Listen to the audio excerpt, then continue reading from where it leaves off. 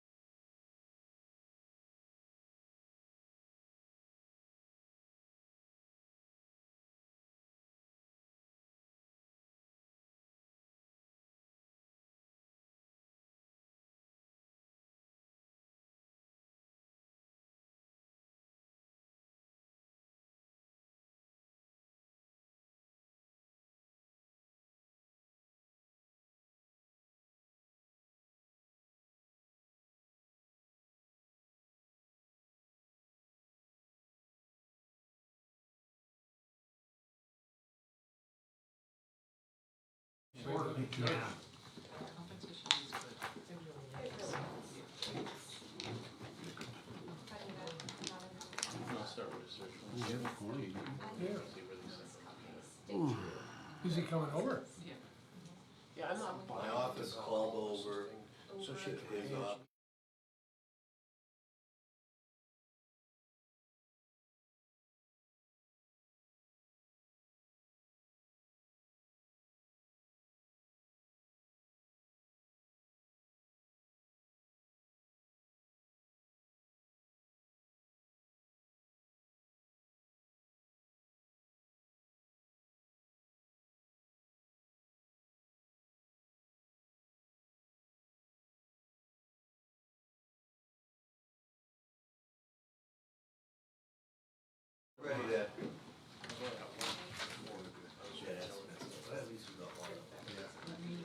Okay, we'll call the meeting of the inspectors of the Carbon County Jail to order. Please stand for the Pledge of Allegiance. I pledge allegiance to the flag of the United States of America and to the republic for which it stands, one nation, under God, indivisible, with liberty and justice for all. Alright, these proceedings are being recorded for the sole purpose of preparing accurate written minutes. Recordings are overwritten following approval of the minutes, eliminating all unofficial records of these proceedings. Do we have any guests that want to address the prison board? Okay, no guests. So we'll move into approval of the minutes of the meeting held, regular meeting of May 15th, 2024. Motion. Second.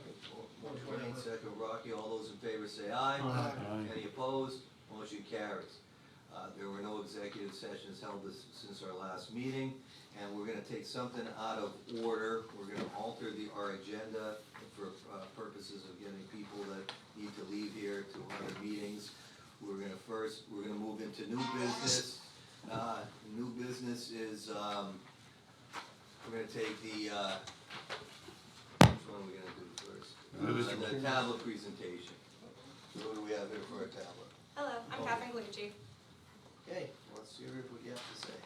All right, We're still waiting for the password. we're waiting for the password so I can get onto the internet so I can pull everything up for you guys. But until then, let me go ahead and hand out some of our tablets for you guys. They're all pre-programmed and ready to go. Just grab them.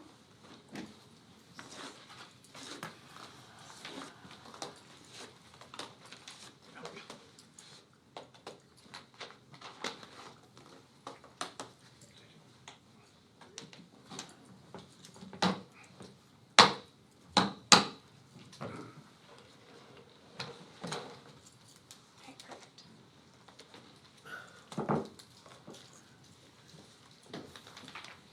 Just as I'm handing out them for y'all, you guys, sorry, I live in Dallas, Texas now. I'm initially from New Jersey, so I had to get adapted to y'all, or I was getting chastised by all my friends. So it's now part of my vocabulary. Just as I'm handing out these to you guys, we do 1-for-1 tablets. We don't do 1 for 8, 1 for 6. It's all 1 for 1. And with all of our tablets, they're hooked up to the Wi-Fi that's in there and the VPN as well. All of our programs have to be on our network.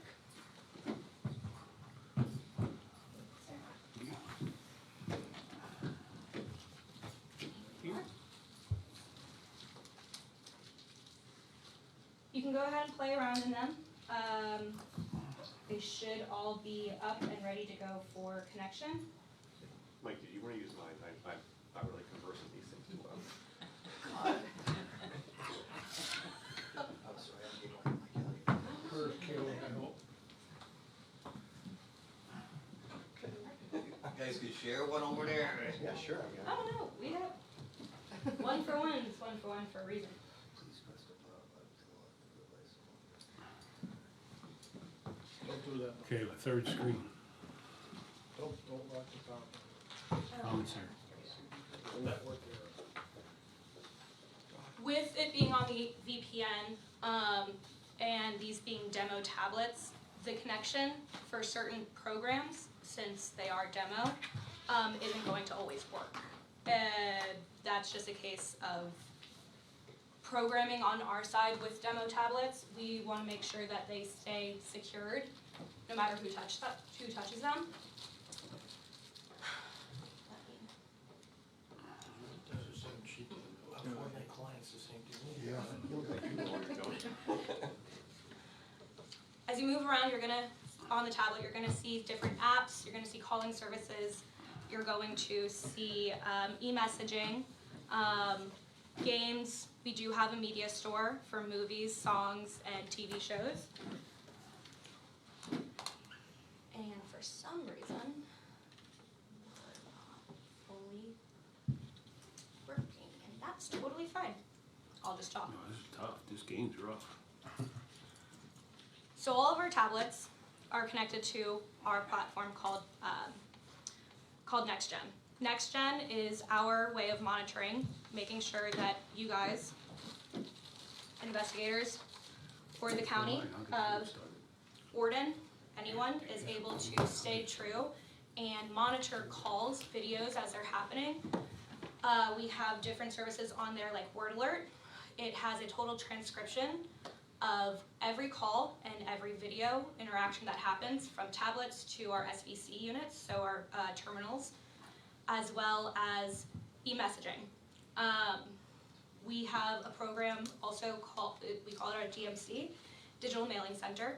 So we set you guys up with a PO box that the inmates' friends and family are able to send mail over to us. In those labs, we have everyone in full hazmat suits, ready to go, scanning mail in, having a AI behind it to detect all the words that are on the pieces of mail. All you need to do is put in a phrase, put in a word, whatever it is, and it can pull up that message, that email, that mail in 5 seconds. We will get to it. As well, all of our systems are equipped with our iPro. iPro is voice biometrics. Pretty much what that does, it takes a capture of the inmate's voice and puts it to a profile. It also takes a capture of the call party's voice and puts it to a profile.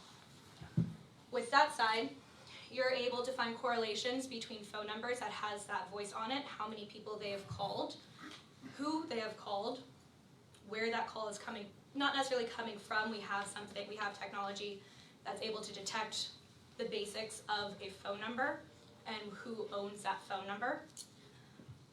As well, all right, here we are. So presentation isn't working, but that's totally fine. I can easily show you guys the ins and outs of the system.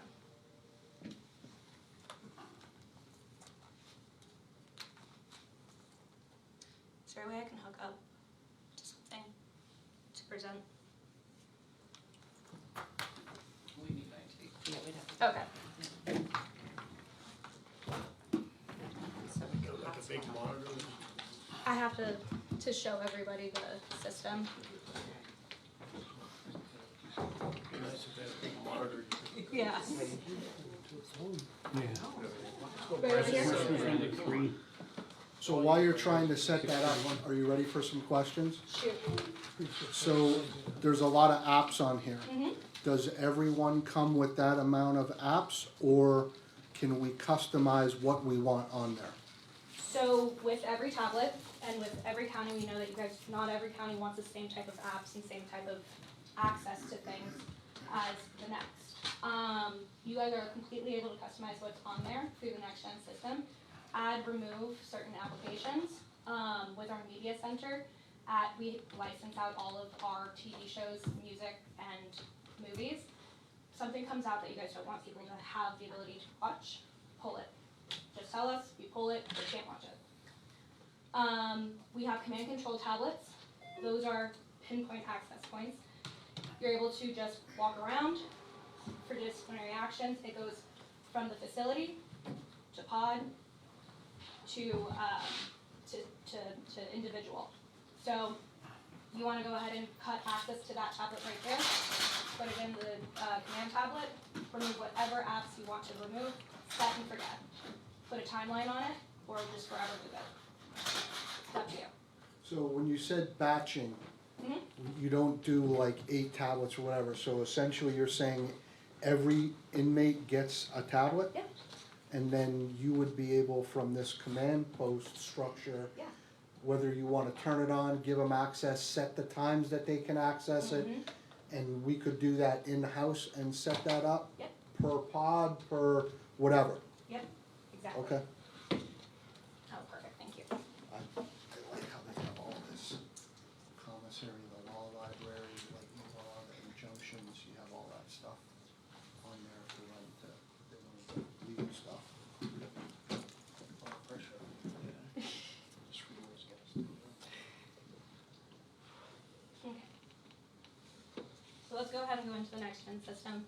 the PowerPoint isn't PowerPointing right now, which is fine. So this is NextGen. What NextGen is able to do is give you full access to the site, to the facility. We are over in Niagara County. I'm going to switch this to, from all sites to County Correctional Facility. You're able to schedule on here too, create the schedules for video visitation, as well as create call schedules, which you can modify for an individual, for a group, for an entire pod, whatever you guys want to do. But you're able to go ahead and do that. On the interface of this side, you're able to go to dashboard, and this is where you get some of the widgets that give you some of the recording right then and there. Just like monitoring. On the monitoring side, since I am on an active site, I'm not gonna go to the videos, just because anything can happen at the site, and yeah. But you're able to see all the live calls that are taking place just by the monitoring side. Over here, you're able to see what terminal they're using. You're able to see the inmate. You're able to see the other party's phone number, what state, how long the call's going on, if it's still in progression, if it's dialing. Right here, you can listen to the live call as it's happening.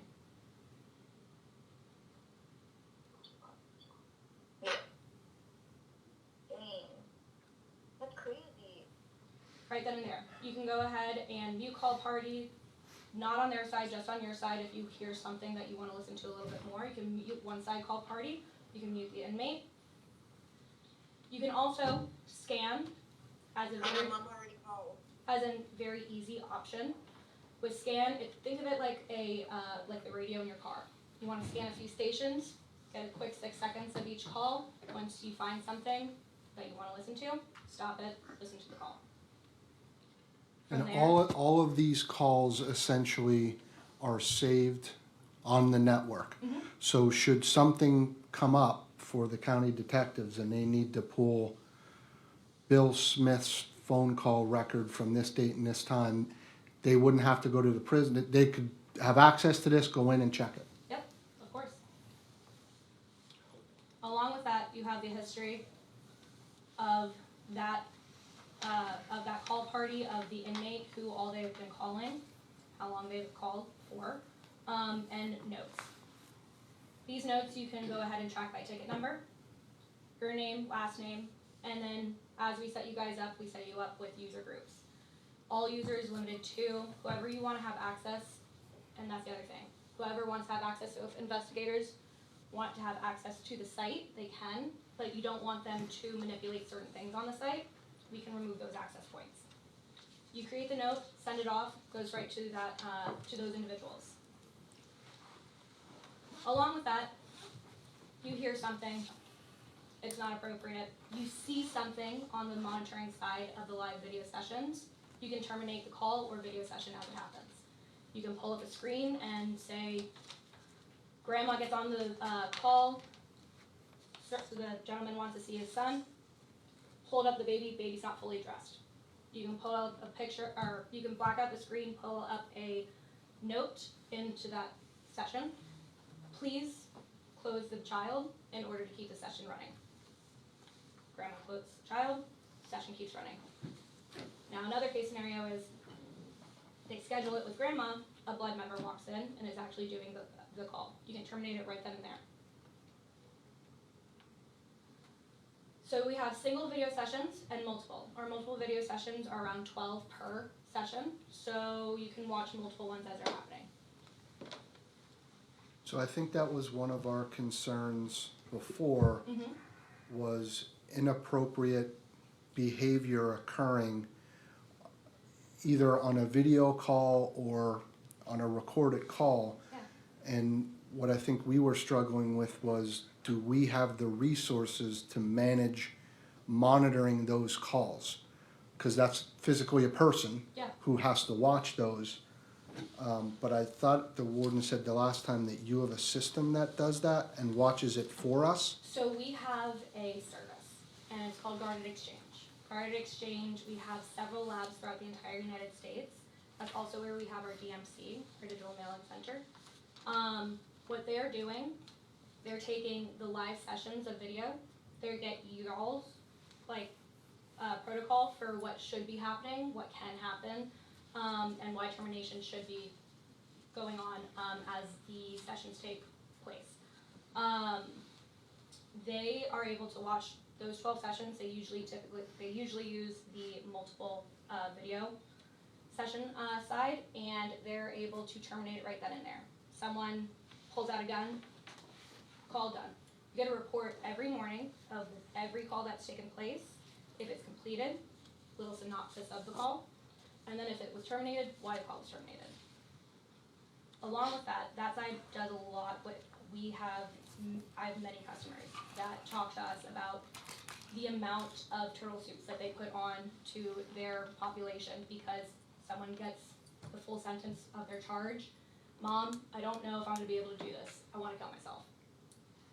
We go by your protocols of who we should be reaching out to right then and there. Doesn't matter the time of day. We call around that entire protocol sheet until someone answers and until we get someone to help that individual. So it's a service. It's not necessarily a system, but it's a service that you guys have the ability to use. They are able to do their own investigations on all the calls as well. Those are being shown from, let me go ahead and go to communication records. This is where all the call data is saved. You can customize to see, call type, call status, anything along those lines. But let's go ahead and go to completed and apply filter. If it's an attorney client call, it's going to blank out that number. You're not going to be able to listen to that, so don't worry about potentially listening to a call that you're not supposed to.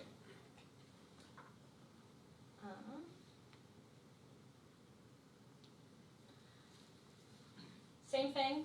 You have the notes over here. You can't terminate a call because it's already existed. Within 10 minutes, not even, of that call, it goes right into this side. If you find something, you find multiple calls that you're wanting to send over to the investigators or whoever who doesn't have access to the site, create CD, create the name, who you're sending it to, and you're able to do everything from images, text messages, our email, MP4s, so calls, as well as videos. Send that over, they get a 24-hour link. In that 24-hour link, they access it, download it, able to do whatever they want at that point. You can also burn it into a CD if you want to take it in. On Manage Inmate side, you're able to have full access to that individual, see exactly where they are, move them around if needed. Usually, we work right with your JMS. And from there, once it's in the system that someone has moved, 10-15 minutes later, it automatically populates into our system. So there's no extra pieces that need to happen there. You're able to get the call settings, you're able to select scheduling at that point. Again, set and forget. So call suspensions, video visitation suspensions, set, forget, that's how our entire system works. Visit settings, and then activity. On the activity side, you're able to see call usage in the last 30 days. You're able to see covert alerts. Anytime someone that is on a list, covert alerts is going to tell you every time that call is taking place, who they're calling. You're going to get a text message or an email right then and there. Your current debit balance. You can also see transactional history. And then all the notes from whatever investigator or whoever has put into the system.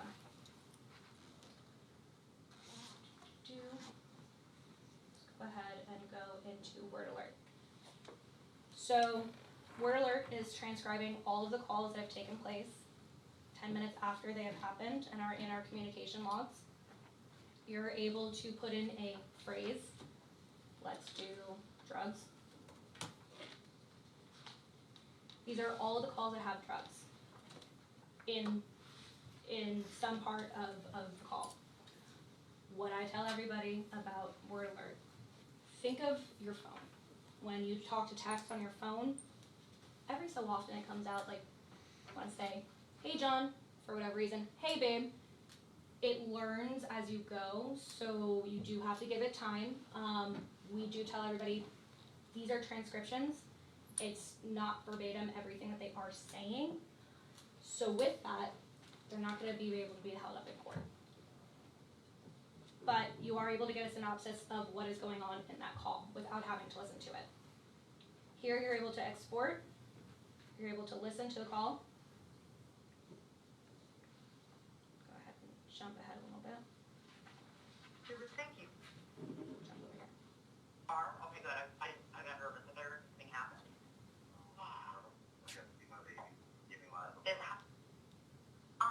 Did you give me more love practice?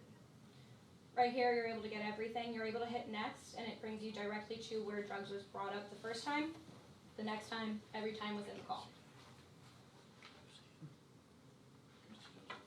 Here, again, with exporting to PDF, you can go ahead and send it to whoever you're wanting if you don't want to necessarily give them a link to the actual call.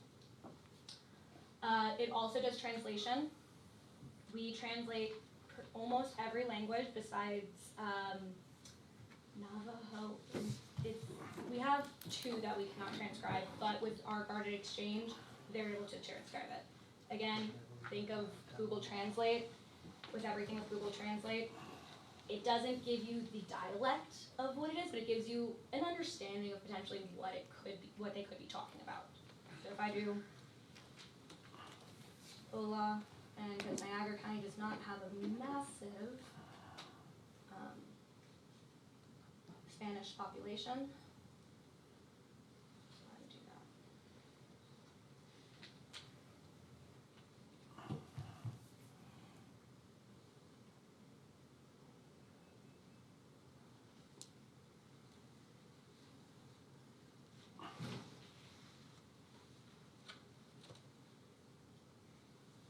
You're able to get the entire transcription of that call, again, translate to English.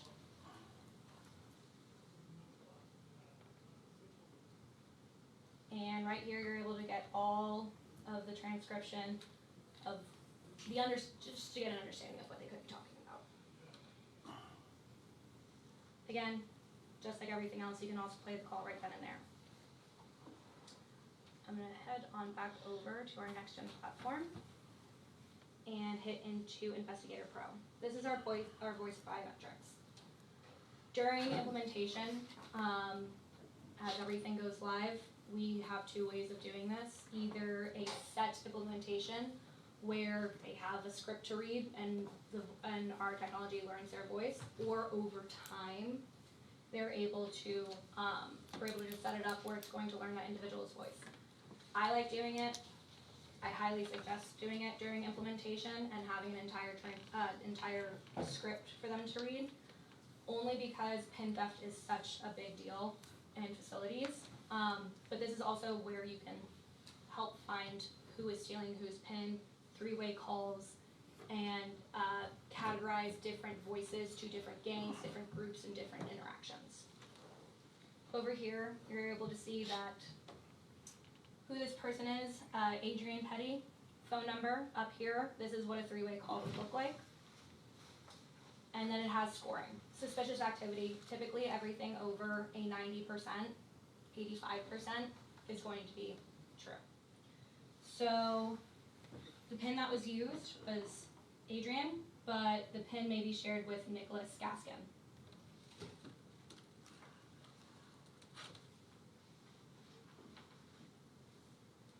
Go ahead and click on Nicholas's name. You get all the synopsis of Nicholas's voice profile. About 2,198 calls were made by Nicholas's PIN. 139 of these calls might be 3-way calls. 70 were made by Nicholas using another inmate's PIN. I'm going to go ahead and pull that down. And then you're able to get an entire profile, all the recordings of those calls. 3 were made by other inmates using Nicholas's PIN. 72 different phone numbers were called by Nicholas. 94 inmates called the same phone numbers as Nicholas. And let's go ahead and just go right into this one. Hello, this is a Skip ahead a little bit. producing Securus. Wants to be a little bit, it doesn't matter. Just a little. So over here, just like our other system, you're able to raise the volume of the inmate side, as well as raise the volume of the call party side. Slow it down if you have mumblers. Let's go ahead and raise this a little bit. I'm trying to do a video in there. Someone mumbles, you want to try and see what's going on with that exact call. Okay, we get a better picture of that. You hear something, you want to just listen to that part. You're able to go right there, select where you want, loop it, I'm trying to do a video in there. and it just keeps replaying. You can confirm the PIN owner, add a clip note, save as an MP3, mark a location for a three-way call, and zoom into selection. You're also able to skip pauses. This might take a little bit of time to fully load, but that 29-minute call with the skip pauses is going to turn into 20 minutes. So it cuts all of that dead noise and makes it a lot easier for you to listen to what's going on. So if you go to voice reports, you're able to see the inmate's voice number, or inmate's voice profile, and the call party's voice profile. Here, we're going to go see fast facts. From here, you're able to get the profile of that voice, who they have called, how many calls that they have been on, if they've ever been incarcerated, and show them those synopsises as well. So one call had this person as an inmate, 59 calls had this person as a call party, 39 inmates spoke to this person while he or she was a call party, and 39 phone numbers had this had calls with this person on them. So let's go ahead and go right here. These are all of the inmates that have talked to this person. Then you're able to show their synopsis. You're also able to see all the numbers. The quantity is how many times that phone number has had that person on it and how many calls that they have had. And then one person had this call as they were an inmate. Same type of synopsis as what you have for the inmate's voice. You figure out that the call party is a part of some gang. You can easily put that into the system, and it populates that entire every call over to that side. You have something that's about to happen with a certain gang, and you want to look into a little bit more intel. When you section those off into groups, you're able to pull up every single call from all of the gang members in the facility, for call party or for inmate. Go ahead and go back into here. Let's see if the PowerPoint will work. Perfect, it does. Now I can show you.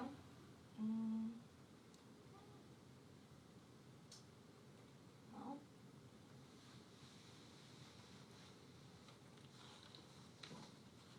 okay. Well, your presentation was pulled up. I'm gonna go ahead and just bring this one up. On here, I'm gonna show you guys what some of our reports look like. The friends and family side, we're gonna just play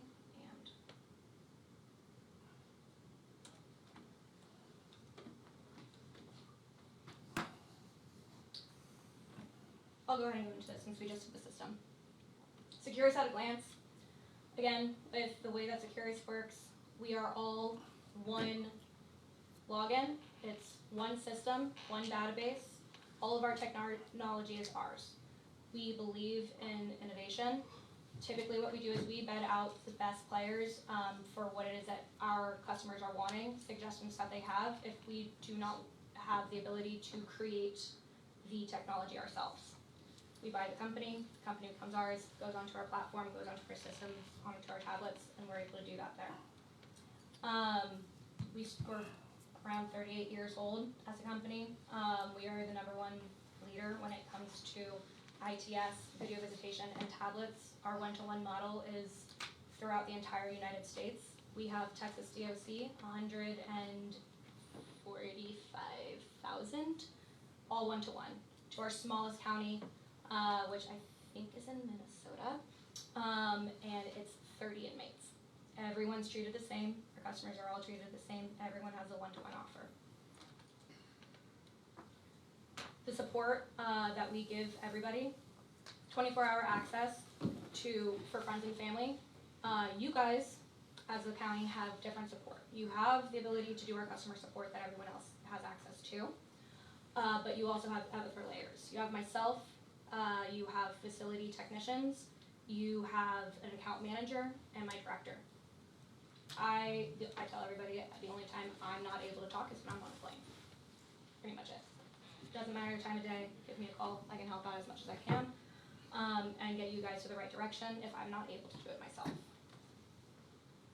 Friends and family website, single sign-on platform, they're able to do everything from scheduling to adding funds to sending messages, and everything is able to be on a Google Play or on an Android or iPhone or computer. Doesn't matter. And from there, and show you guys our ICER analytics. So with having the voice biometrics, what our database is able to do is correlate inmate to inmate communication. Without a voice biometric platform, you don't have the ability to necessarily see that. And even if you do have the platform, the reports don't always generate. We are the only company that does voice biometrics. We license it out to almost every player. So it's our technology that people are using. With voice biometrics, you get a report, and with that report, you're able to see who exactly everyone is talking to, when the call takes place, who the call is going to, what facility it's coming from, when in that call the recording picked up that other voice and was able to notate how long that call that went on for. So in this one, this is an external event. It's our customer out in Pennsylvania to one of our customers in Dallas. On this side, what you would get is not necessarily the entire synopsis of the Dallas County side, but we give you guys the tools and the ability to get in contact with Dallas County, anyone on that side, and make sure that you're able to head that investigation as it comes. If it's inmate-to-inmate communication within the facility, or within a facility in the area, you're able to, at that point, get the entire synopsis, pull up the call on either of our platforms, on iPro, on WordAlert, on NextGen, whatever, and listen to the entirety of the call, see what they were talking about, and try to understand what's going on. Really great, and it does happen a lot when you have two individuals that are in the same charge, in the same case, want to talk to each other, but obviously they are not allowed to talk to each other within the facility. They call girlfriend waits for the other call from the other inmate, three-ways it in, and then it picks up the voices right then. We also have an analytical tool called Threads. What our system does is take all of the information, pull it in, and give you a very, very digestible report. It takes everything from financial transactions, who they're going to, who they're happening with, their spider web of who else they could be giving money to within the facility. You're able to get all the ICER events, all the iPro analytics, PIN numbers that have been used by that individual, who that individual that took it from, and make call records, and I'll go ahead and show you what that looks like. So to the left, that blue box That's usually what you would get from all the data. We take that and turn that into a spider web. The one in the center, that is the inmate. The calls, you're able to see how many times that number has been called, and who else has been calling that number. What other inmate has been calling that number. You get a nice picture of that entire communication log. You also get a lot of information, again, with the financials. We have had a couple of situations where this has definitely helped our customers. In Georgia DOC, they had two inmates that escaped. They had hundreds of hours of calls. With just the Threads analytic alone, they were able to take that, run it through the system, and what was going to be hours, days of listening to calls, turned into 6 hours. From there, they were able to understand the correlations, see who potentially it could be, who helped them in escaping. They were able to be found. Nothing thankfully happened. Currently, I'm working with a county out in Mississippi, DeSoto County. They had basically the same exact thing happen. We are the only ones, the only company that has this tool. So unfortunately, they weren't able to take all of the call time and condense it. They had to have 10 of their officers off the ground for at least 3 weeks, listening to calls, trying to understand what happened, who it was that helped them escape, and planned as it took place. They reached out to us because of our Threads analytic. They wish that they had it. They were understaffed, so having 10 people off at that point in time was not doable for them. We have several counties in Pennsylvania. I'm going to be very honest with you guys. The main reason we don't have more is we don't have a JMS, a jail management system. Oh, that's going to happen. We don't have a jail management system. So we partner with a company out in Kentucky called Cadmus.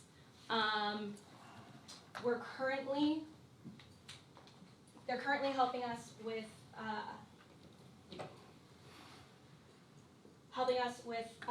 York County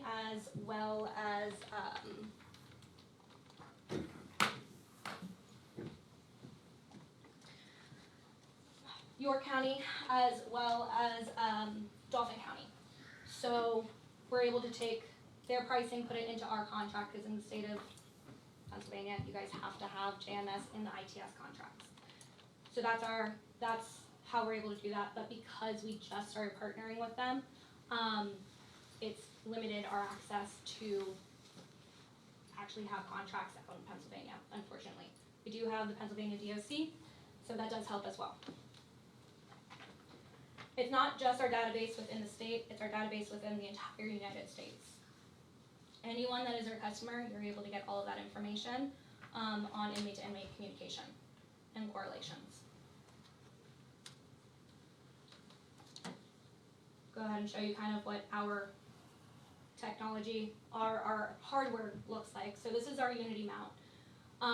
We love redundancy within our company. We love having everything go into one platform, and we love having the ability to have a tablet and everything that's on that tablet in the facility if someone is not able to have a tablet for whatever reason, disciplinary actions or whatever. But they still have access to their digital mail, they still have access to video visitations and calling, and e-messaging. All within the same system. That's what a single video monitoring session looks like. And this is what a multiple live video session looks like. We have the ability to black out the screen whenever someone's face is not in it, completely blur the background. We do have the ability on our tablets to have a video capability on there. Not everyone wants it. We completely understand that. We just have access to those types of tablets if that is wanted. But I know a lot of my customers don't want to have the ability to have a freestanding tablet to show the site or to show an officer. So I will say, as much as we do love having that ability and giving it to you guys, not everyone uses it, and we completely understand that. We also have Purple. We partner with Purple for any individuals who are hard of hearing or are deaf to have the ability to have a video visitation with their loved ones. As the interpreter interprets what the individual is saying that's incarcerated, as well as the friend and family member on the outside, they're also getting a text message on the screen of that entire conversation as well. And our Unity platform for our tablets. So, again, it's 1-to-1. We don't do 1-to-8, we don't do 1-to-5, it's only 1-to-1. Each tablet, once the individual is in booking, usually that's whenever it takes place, but it's whatever you guys want to do, honestly. If you want to do it once they're in their actual cell, you can do that then. Doesn't matter, it's just easier sometimes. But once the screen is green, when they first get the tablet, they have to input everything in. It's very easy. Once they swipe up and put the PIN number in that's generated onto NextGen from the JMS, the tablet's theirs. They're able to use it as they please. We do not charge for screen time. We only charge for what that person does on the tablet. So if they want to buy a movie or rent a movie, they can rent the movie. If they want to buy an album, they can buy the album or a song. Want to make calls, they can make the calls. We don't care about the screen time, all that. That's not why we're in business. Just to have the ability for communication and entertainment within the facility. Along with that, we have equal access to all of our content. And again, we love redundancy. This is what our command tablets look like. And that's the system that press, go, done, turn off an entire pod, turn off a group, turn off whatever that you're needing to turn off, set, forget. I'm gonna go ahead and go into, this is what the app on the tablet looks like for calling. The individual puts the number in. They're not able to receive calls, but they can give calls out. So, e-messaging, the inmate is not able to start the conversation at all. But once they receive the message from their friends and family, then the communication starts there. They have the ability to send, from the outside, they can send pictures and videos if you want to allow that. But the inmate is able to send e-cards. Grandma's birthday, they want to send a card out to grandma. There you go. FYI app gives the entire site's, the entire agency and site-specific content. You're able to get PREA information, agency handbook policies, mental health education and resources, and agency announcements. You're also able to have agency handbook acceptance on here, able to, once the tablet becomes theirs, if they do not accept the handbook, and that's something that you guys are able to do too, they do not accept the handbook and terms and conditions, you can't use the tablet, it's locked. You have the ability to see who all has accepted that on the NextGen website, and get all that information into one platform.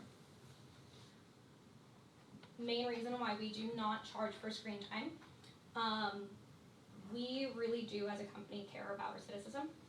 We really do want to try and help populations that are of the lower income or don't have the ability to, or didn't have the ability outside to really help themselves. Typically right now, the incarcerated population is at a 4th grade reading level. We have currently onboarded last November a consultant who was a consultant for Adovo. He runs a lot of our programs. He helps get into the community and create GED programs, create programs for higher education, for juveniles to have proctored without a proctor coming in, proctored lessons and everything from K to 12 that a juvenile would need, as well as vocational training, life skills, and mental health resources.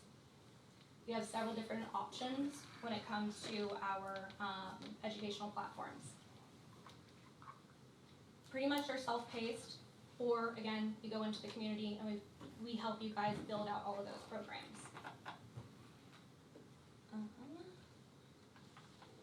Along with that, we partner with your law library, and you're able to have that on the tablet and get rid of whatever papers that you guys currently have or books that you guys currently have for that law library. I personally think this is the coolest thing during every go live. We have radio stations. We have an FM receiver within the tablet. If you guys want, on the TVs, you can put an FM receiver right there, change it to 95.7, turn down the TV completely. All of our tablets, you can only hear any audio with earbuds, not just our earbuds, but earbuds in general. They go ahead and go onto that. They go onto that station. They're able to listen to the entire TV as it's going on.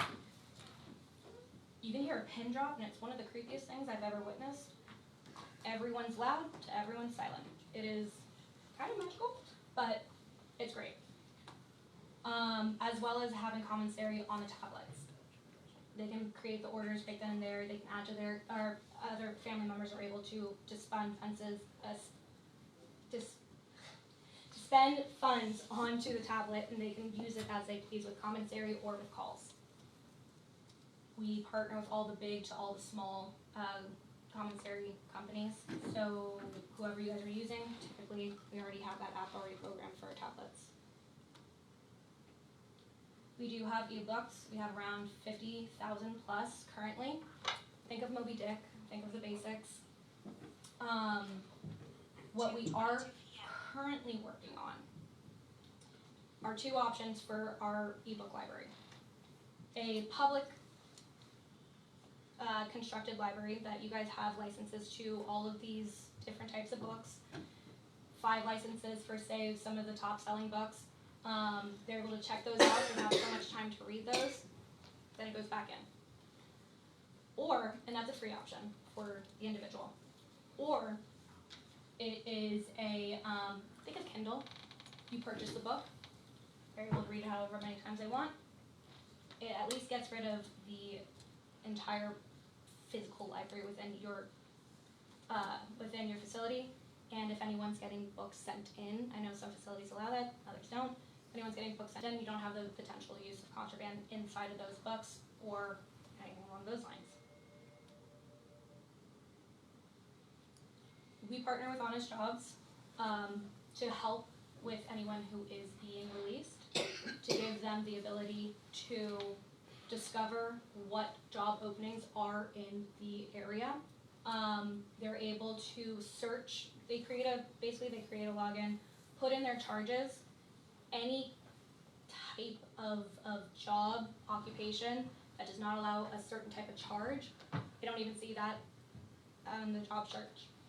But what they are able to see is what type of skills, what type of certificates that are needed for that particular job, and they're able to do that with our educational offerings to facilitate those certificates and those courses. Once they are out, I will also preface, they are not able to interact with anyone from outside in those positions. They see the job, they see the posting, great, good. They cannot interact with them until they're out to create a meeting to start the process of interviewing for that job. They keep the login, so they do have that, but no communication on the outside into these tablets. We also have podcasts that are free. Anything from mental health, addiction recovery, employment tips, religious, educational, history, everything, sports, as well as mental health resources and recovery centers. Everything from books to courses to podcasts again, so 12-step programs, it doesn't matter. We partner with a lot of companies in the United States that are working to help that population. As well as we have a religious app that has pretty much every single religious book on the tablet. They can see sermons, you guys are also able to have a a local church or mosque or whatever, have those video recordings come to you and upload those onto the tablet as well, so they have that ability to participate in those services. Notification center. Say laundry gets changed from Monday to Wednesday, you're able to send out that message, they get that alert. They're able to know without having the announcements on any board, having to post paper or anything, it's all in tablet. Forms and grievances. Anytime that someone is putting in any form for anything, for commentary, for the need for any type of issue or anything, they're able to get that on the tablet, fill it out, and then you are able to access all of that onto NextGen. With the access onto NextGen, you get a report every day of a little synopsis of how long that's been in the system, who is currently in charge of the approval process of that. So you get a little bit of, on your side, on the employee side of the facility, to make sure that everyone is doing what they're supposed to be doing and you're staying within reasonable limits of accepting those forms. The premium content. We have thousands of games, honestly.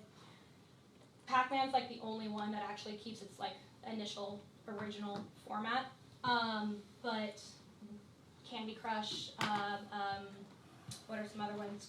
Angry Birds, anything is made into a different platform, so they're not able to hack in and change or manipulate the tablet right then and there. Typically these run $4.99. They have access to these 24/7 or however long they want to have the tablets for. What I will say is they purchase the game, they get released, they come back in for whatever reason. 1 year from that release date, they're able to still access that game. They don't have the level exactly where they're at, does not save, but they still have access to the game to continue to play it, to not have to repurchase it. Movies, again, we have hired on a couple years ago one of the executives from Sony to help us with licensing. Typically, companies do not want to work with anyone who works with or sells into correctional facilities. We understand, but he was able to help us get the licensings for movies and TV shows and music, so that if you don't want a particular movie or TV show on there for them to access, we pull it. Doesn't matter. But what it also does is give them the ability to watch any movie, TV show as it comes out, or go back into the database to watch anything else. New movies are added weekly.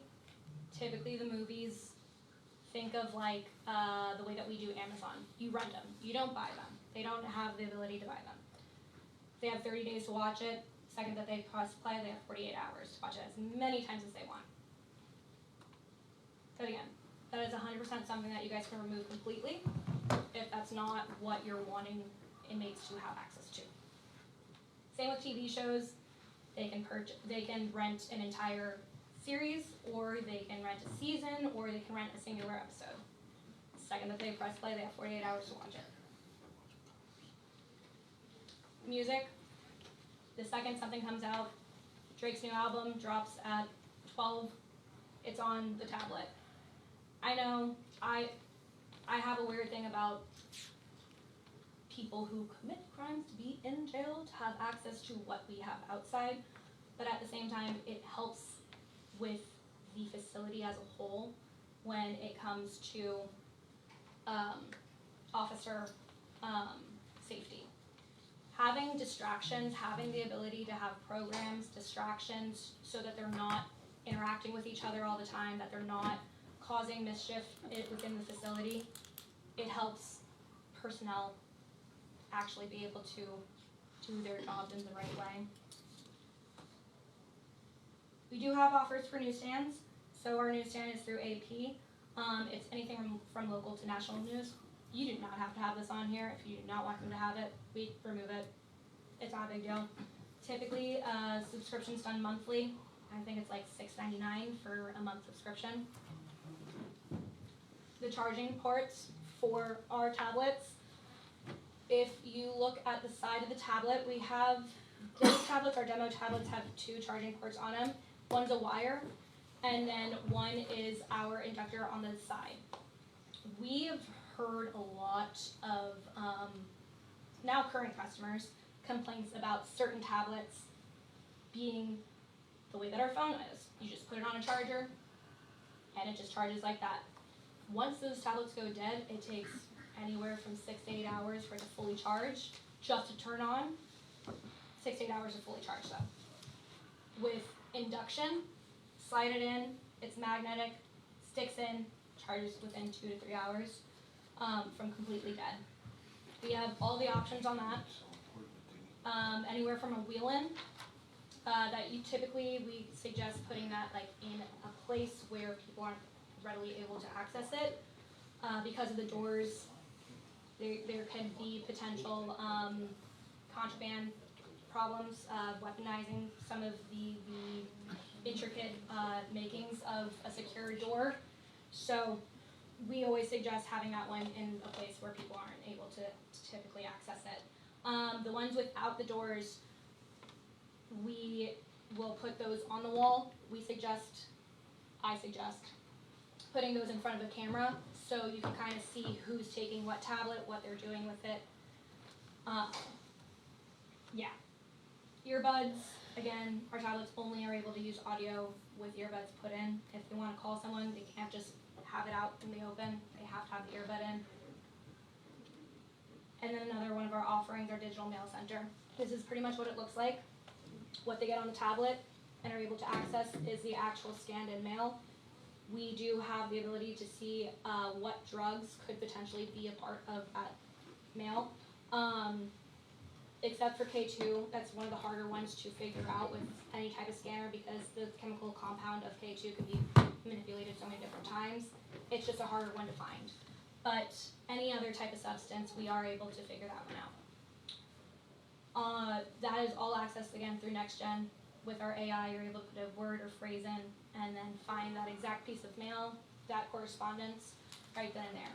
This is only family and friends mail correlations that go with each other. We do not do any type of legal mail for this one. Do have an option for legal mail, but this is not it. The process of it, we get it from up to our PO box. We bring it to our processing center, scan it in, put it into the system, and then they're able to see it from the wall-mounted tablet or the freestanding tablets. You guys are a smaller facility, but we do have options for scan. Basically what that does is it is able to find any type of contraband cell phone within the facility. And I don't know what your contraband cell phone problem typically is. These are we use them usually for our bigger DOCs.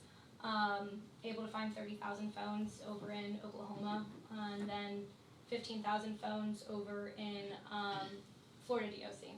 So Dauphin County just did it too. We were able to find, in one scan, we were able to find the exact location of 5 phones and a laptop. And then we were able to find, from the second scan, I want to say it was 8 phones, and the exact location and who is using that phone. Just a diagram, kind of like what it looks like.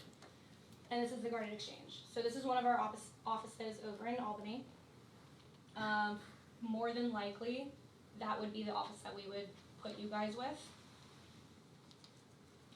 We have 24/7 agents on calls and on live video visitation sessions.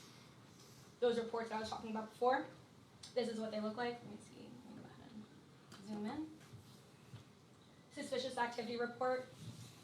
If one of our agents is able to figure out or find any information during any phone call that an inmate makes, pertaining to potentially a riot, to any suspicious activity outside. You guys get a suspicious activity report the next day. And then you guys are also able to get the report of all of the terminated video visitations that happened, why they were terminated, if it was complete, any violations that happened during that entire visit, and that gets sent to you in the morning as well. We do cell phone forensics, so it's not just cell phones that we find within the facility, it's also investigators. If there's a homicide and there's a phone somewhere, doesn't matter if it's drenched in water or if it's completely crushed. As long as we have the chip, we can able to crack it. With basic burner phones, hours, not even, to crack those chips, but for a more intricate phone, like a brand new iPhone, typically around 2 days, 2 to 3. It's just the technology that's needed to crack those are a little bit harder. But we are able to crack pretty much every single phone, anything that has a chip in it. And then you get all that data, all that information. Now time for what we are we just set this one live. So this is Lightning Law. This is what we have as a solution for legal mail. This is all on the tablet.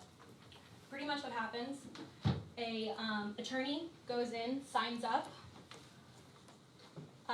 they put in their bar information, they create a login, they do whatever they need to do to get onto the site, onto your facility. You accept them, you vet them out, you make sure that they are an actual attorney.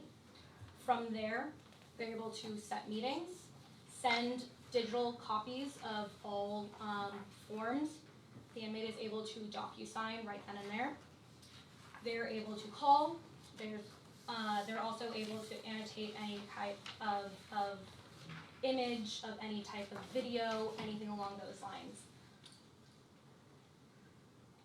This is what the side of accepting someone into the facility looks like. And then some of what the documents that they can put in. Everything is accepted. Every type of file is accepted except for video files. For video files, it has to be done with through an MP4, MP3. That's the only way that you can do that one, unfortunately. But everything else, any other kind of file, Cellbrite, PDF, doesn't matter. They're able to do it right there and upload that in. Conduct the meeting. You can bring them to a specific space within the facility, or make sure that they are in a private area, and they're able to conduct the meetings right then and there. Basically just the process of what it looks like. Spitfire, does anyone have any questions? It's a lot. Yeah, it is. It is. So I guess one question I have, because it is so much, Mm-hmm. do you have like a sheet that would list every option that's available so that the warden and his team, in conjunction with other folks, could almost pick really what they wanted to make it easier Yeah. for everybody to understand? Because I think you probably just scratched the surface. Yep. And there's a lot more involved, things under each one of those functions, but that may make it easier to select what we think would work best for us. Yeah, of course. And we do have that. I've already talked with Warden Young and about setting up just a meeting. So, looking at the models that we have for financials, kind of coming out with a customized solution for you guys, understanding what it is that you are needing. Just setting up a meeting just to do that, so I can get a better understanding of what products would help you the most. Because I don't want you guys to have access to products that you're not going to use. It's just a waste. So yes, we're definitely able to do that. That Lightning Law that you have, does that one require the attorneys well, first of all, we have a volume of the public defender's office. Are they required to pay to get on that when it's still the same county? or outside attorneys required to have an account and to pay for that account in order to talk to their clients? So with Lightning Law, for public defenders, it is not required. We put that into our model for licenses. So usually it's around 10 to 15 to 20, all the way up to like 300 licenses that could be active at a single time. It's a per license payment, and that's usually just like within the financial model from commissions. It's just commission deduction for public defenders. A lot of our current sites, if it's a private attorney, they have to pay for that. We don't wanna make it so that the public defenders have to pay for it, so. Are there any apps, I know you indicated to utilize that you could load up that you're aware of, you know, Westlaw and the rest of them that are counties, utilization of counties are broken down like that, like the court has their own, district attorney has their own, we all have different plans and different things like that. Are there any free law library apps where they're able to access that? Or is there a way that, or is there like another Westlaw account or something like that? So the way that we do our law library, if you have a contract, we just take over that contract and we put it on then. So it's whoever you use, whoever you wanna use, whoever you wanna switch to, we just do that. We, again, partner with pretty much every, law library. Everybody. You know what I mean? Like the public defenders and everything. So Warren, did you get a chance to talk about pricing yet? Not yet. In comparison to another system that we were looking at, budget is obviously always a concern, I would imagine, for most folks. So, and I know there's some fees you collect for movies and music and that kind of stuff. So the way that our pricing works, typically, and I've been working on a financial model in the background. We did a site survey with a couple months ago, so I can see what hardware is needed to be put in place. Typically, what happens is we come in and we set everything up and we take that capital on. We give you your entire product offering, and then from there, when you make a call, or when the inmate makes a call and we get revenue from that, we split it with you guys and you guys get the commission. So there's no typical price to have everything put in. Because you don't have video visitation already, and a lot of the hardware isn't in place at this moment, there's a little bit more capital, so I'm trying to work to see how we could potentially do it to keep it the way that our business model works right now, where there is no price that needs to be put on. But I'm working with my financial engineer to try and figure that one out, which is one of the reasons why I do wanna have the conversation with Warden, just to figure out what we could do, what potential avenues are. I want, of course, you guys to have the ability to have your investigators and everyone use our products for any situation. So I'm trying my hardest to get that financial model to make sense in a way that's gonna be beneficial for you and beneficial, obviously, for the company. But it's an ongoing conversation that we are having right now. Okay, so. Would this eliminate the landline phones that the prisoners have access to? Would they still be there? That's a whole separate system then. So, yeah, it doesn't eliminate because we are an ITS as well. We would just replace those with our hardware. You would still need to have an ITS contract, of course, but it wouldn't eliminate necessarily. They have the ability to have calls on the tablet, which does kind of help. You can eliminate some of those those hardware phones on the walls. But if you want to keep what's currently up, you're more than welcome to. Well, my concern is still accessing those hardline Yeah. phone calls, right? So yeah, then they're still able to access those hardline phone calls. Unless we remove. But you still have the option to just do everything on the tablet. Right, and they can. Which is access all the- recorded and tracked and all of that stuff in there, and it goes all into the system. And so do the phones too, so it's. So with the phones, that's Yeah. what she's saying. So it doesn't matter, and that's, again, like customizing whatever solution works best for you.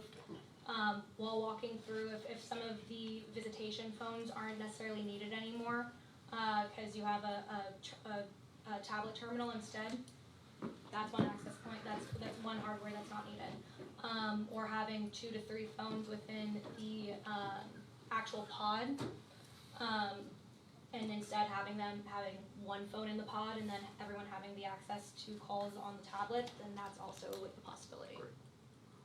Thank you. Yeah. Anybody else on the board have any more questions? I just have one here, in reference to the law libraries, it was mentioned about elimination of, we currently have access to paper or hard up there currently. Considering we always seem to have internet issues or issues within the county, have there been any type of class action lawsuits filed by any other states because of limited access to those law libraries? I'm not gonna completely say no.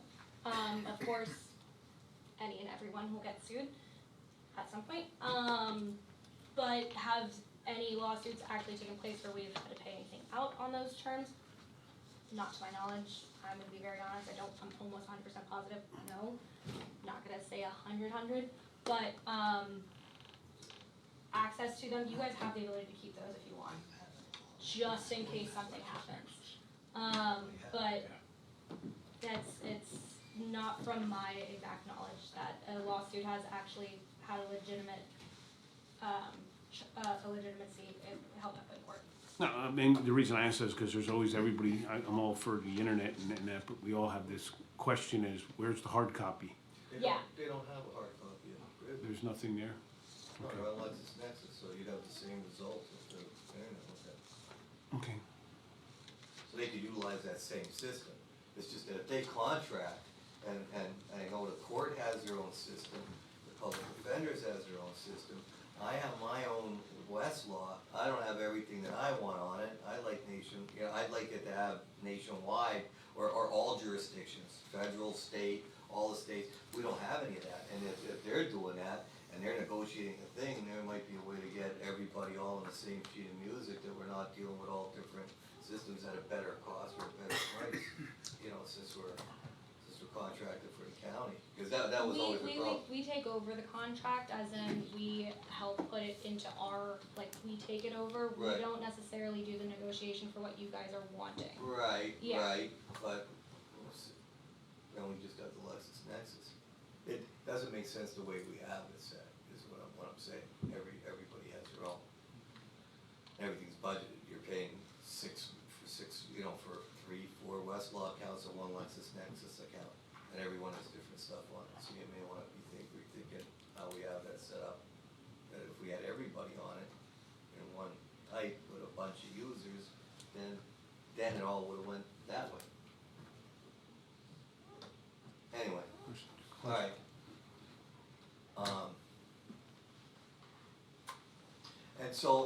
And then each one of those little things that you just kept expanding on, and you put us nationwide with certain things, everything else has a cost, so that's like, whatever we figure out. Or you want an entire, you went through different websites and things that you can access, and this pro one and that pro one. Yeah. Everyone has a different cost, right? So, our next gen, it has no cost to it.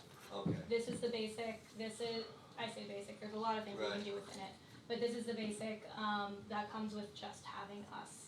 okay. You have the ability to have any of our investigation tools. Alright. They're sent to the dollar by the end of it with a commission deduction.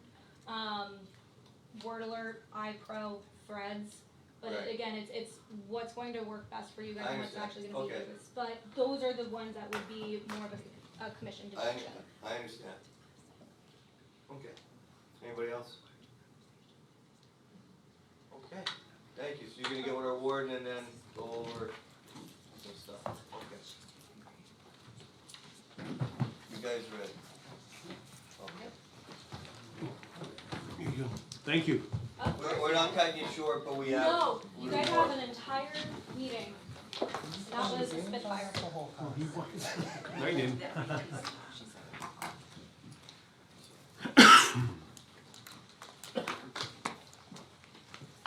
Oh, appreciate it, thank you. Yeah.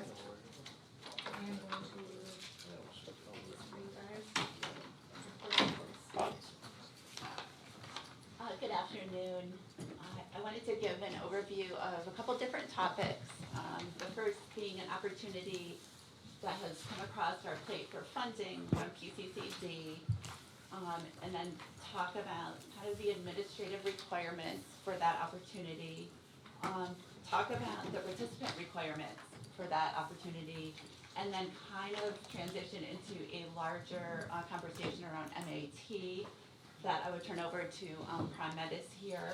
Also want to thank Prime Med for pulling together some data very quickly for us with respect to our intakes at the jail from January 1st of this year to the 1st of this month. So first to turn to the PCCD Vivitrol grant opportunity. This is a non-competitive grant. Carbon County has been allocated $111,000. In the time frame for that project, October 1st of this year to September 30th, 2026. The requirements for a participant are that they must have been convicted of a criminal offense and committed to county custody. They must meet the clinical requirements for either an opioid or alcohol use disorder as determined by a physician. In order to participate, they also must agree to waive HIPAA so that data can be reported back to PCCD. Having said that, Derek is on vacation, but he has been doing a lot of looking into this, and we've had many conversations. If we were to pursue this, our application is due July 17th, so we have some time. Wanted to talk a little bit about the appropriate funding uses per PCCD, ongoing education around Vivitrol, referrals for screening, lab tests to rule out liver conditions, instant drug screens, pregnancy tests for females, and providing at least one injection. I'm going to leave it to Prime Med to talk a little bit more about the options for the injection schedules. Also provided for would be staff training, a contract with DNA provider for treatment services, and then upon re-entry or just prior to establishing Medicaid benefits or private insurance is in place, scheduling a community-based appointment for medication administration after release is part of the program. So as I said, this program is to treat alcohol dependency and opioid dependency. That led us to a broader conversation around what are the dependencies of the current population at the jail. And Prime Med pulled together some very quick and dirty numbers for us to better understand that. They have performed so far from January 1 to June 1 of this year, 417 medical bookings. Now remember, those are defendants that were sentenced but could have also been picked up on warrants. So it's a complex figure.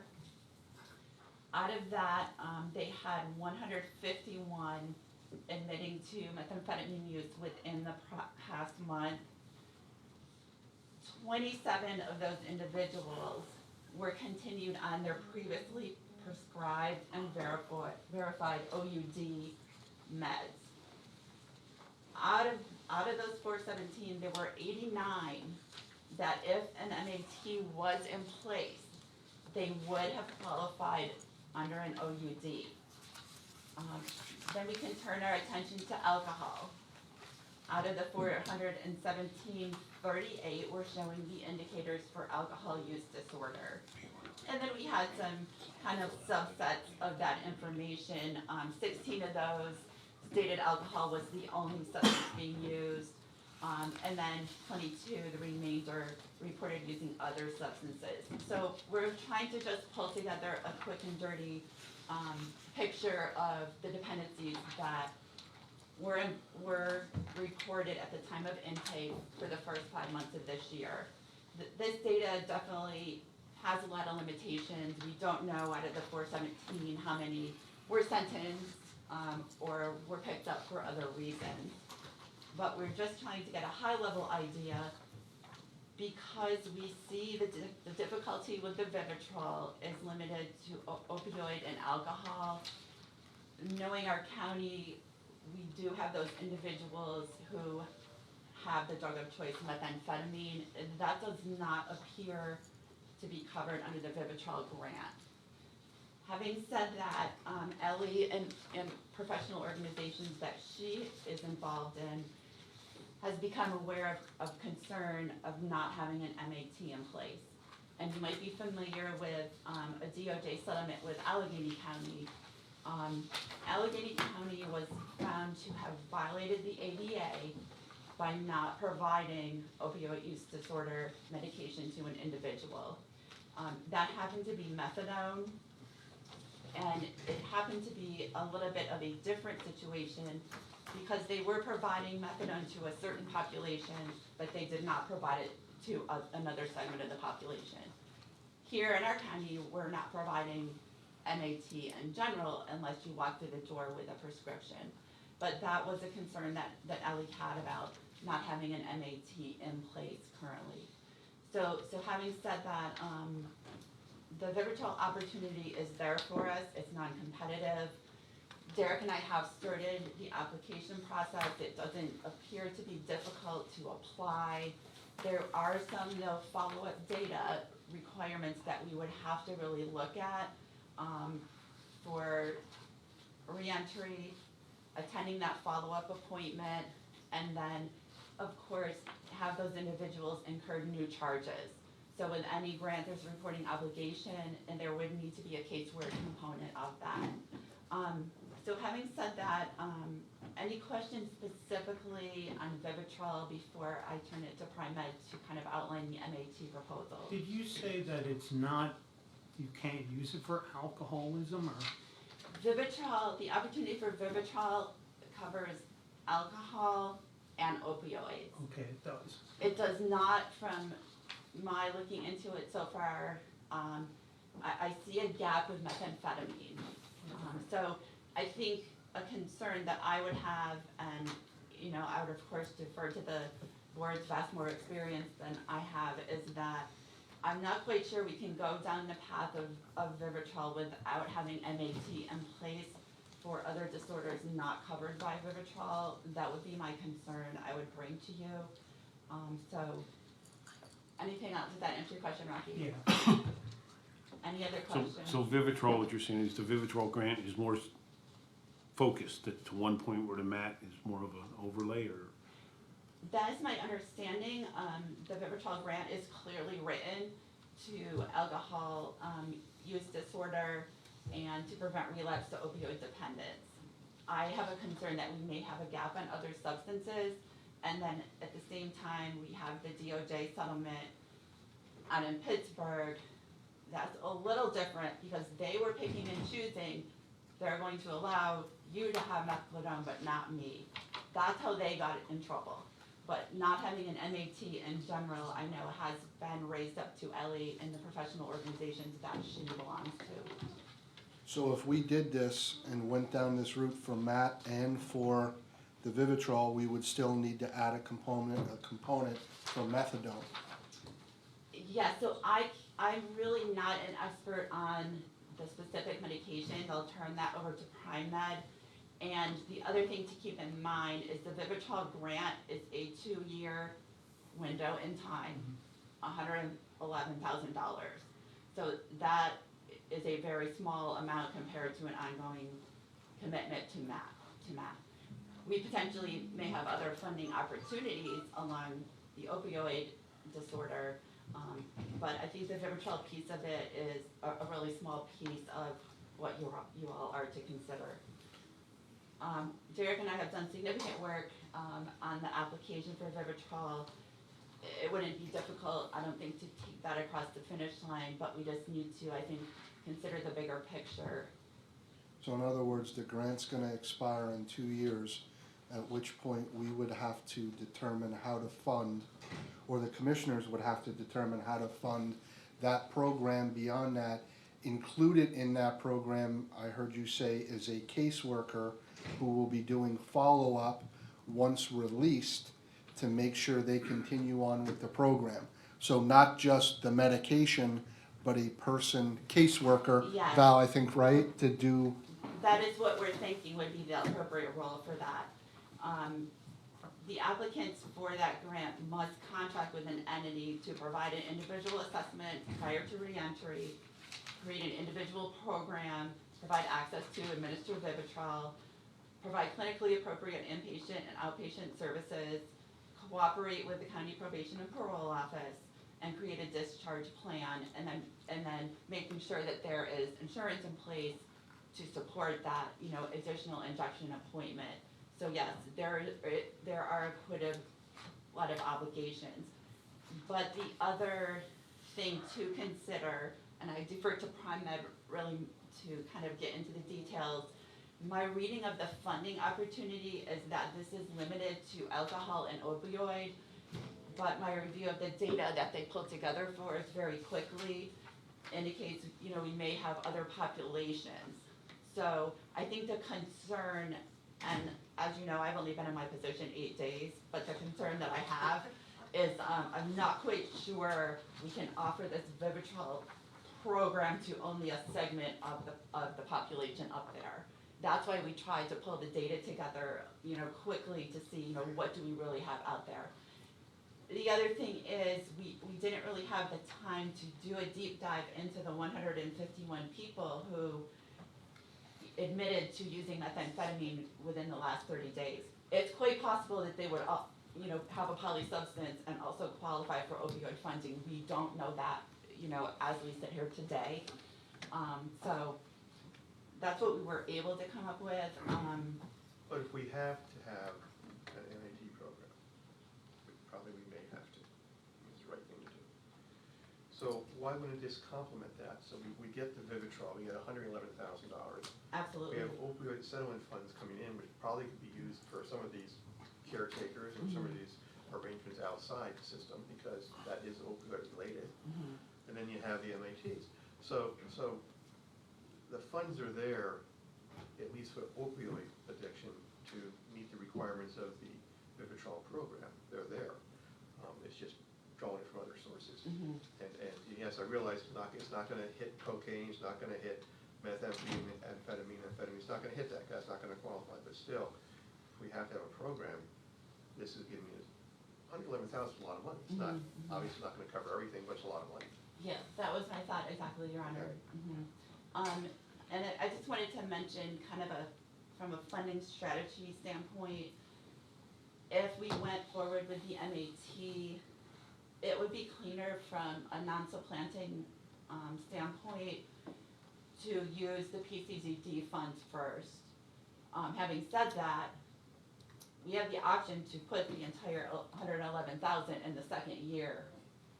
If we were going to put an MAT in place and we needed time to do that, we can put the entire amount, the $111,000, in October 1, 25 through September 3rd, 26. We would have that flexibility, but I think there's a lot of pieces to consider here. So what I'm hearing then is your advice would be to establish the MAT program. That should be, without hearing, but I'm just, and then, She's gonna be prime care, whatever, they're gonna give settlement, or they're here. and to- see what we Prime can, care is here, yeah. Prime care is here. and that would cover Thank you, us, Your Honor. and then still look at the Vivitrol, but don't put the cart before the horse. Yeah, that's the struggle I'm having, yes, exactly. So, having said that, any more questions before we have Prime Care talk a little bit more about MAT? so if you delayed the money till the second year, that gives you the first year to really set up and establish this the way that we would need to do it. That's exactly what I was thinking, because, you know, this is a serious thing, and I don't know how long prime care needs for lead time, but I also don't know how long the jail needs for a lead time. You know, do we need more room? I understand it's a time-consuming process for the people you do have. Do we need to upstaff that? I don't have those answers. So that would be my thought as well, that we have the flexibility to submit the budget, backload it, and then work out all these lead time things. I mean, that seems like a thoughtful approach, but I'm very new to all this, so. Yeah, you're less than a month away from the application deadline.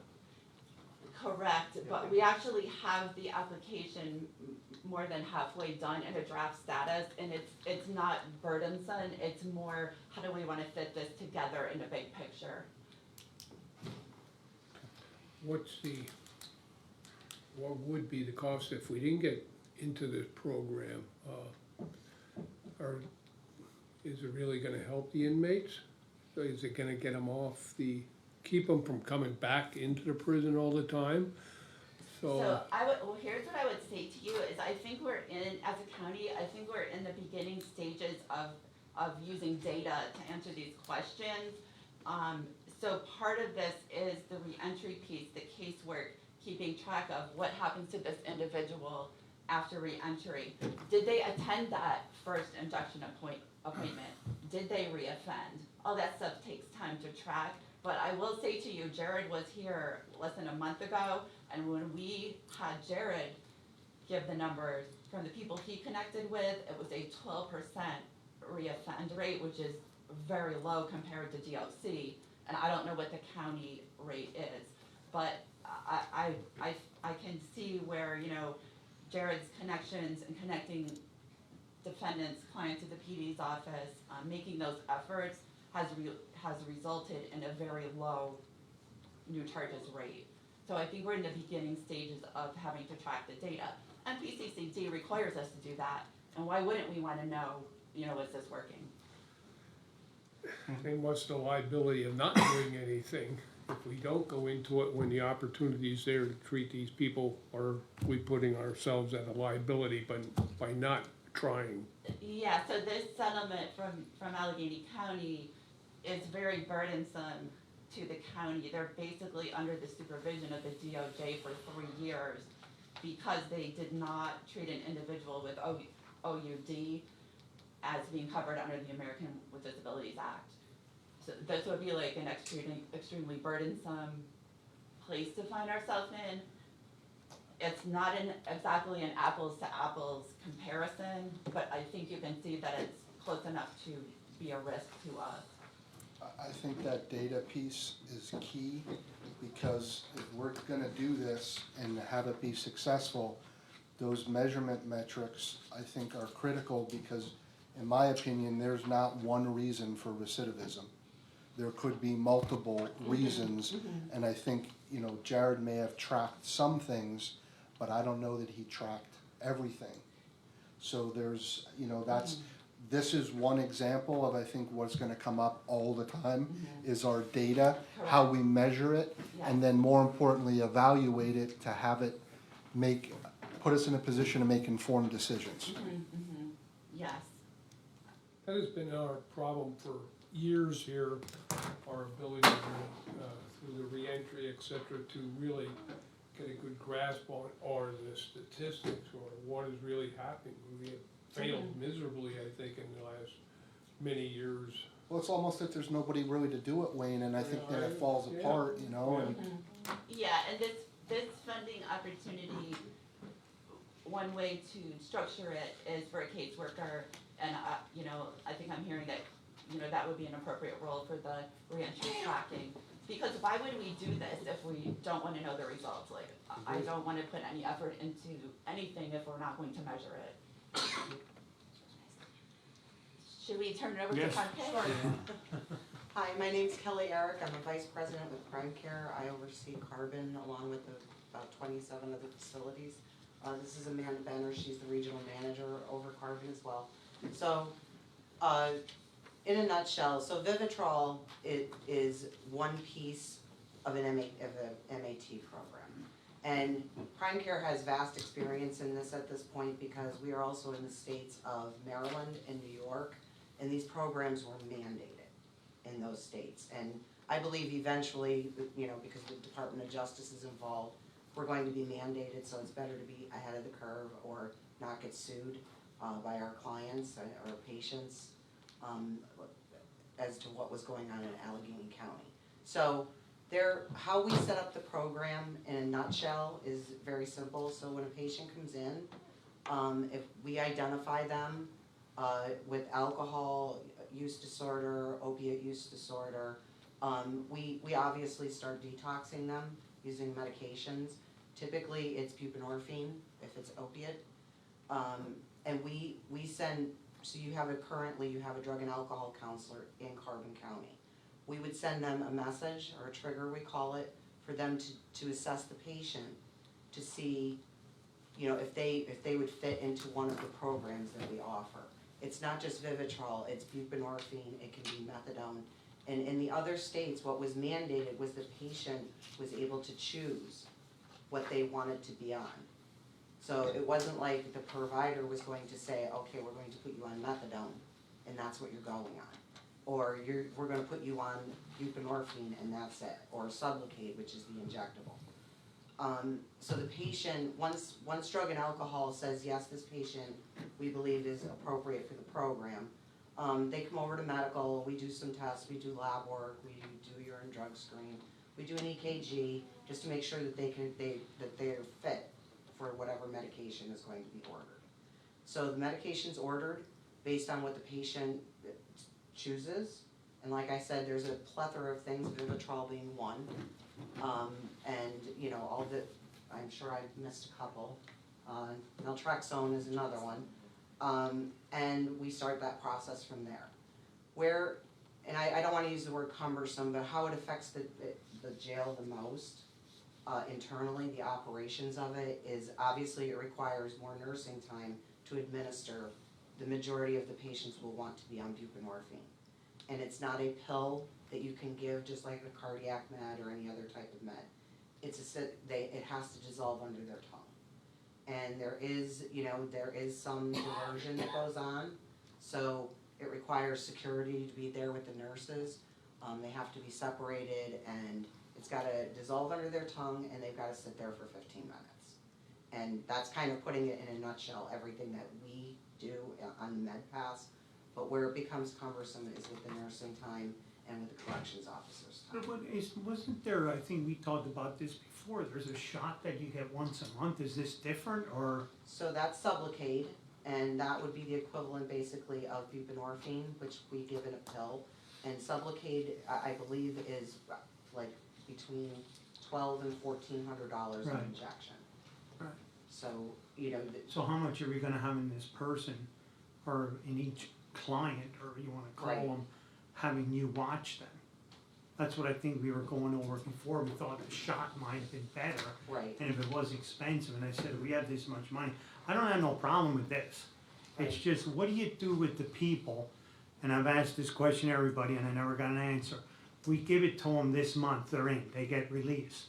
Now, when they go out, they can't, if they take anything like, any kind of opiate, they're gonna overdose and die immediately.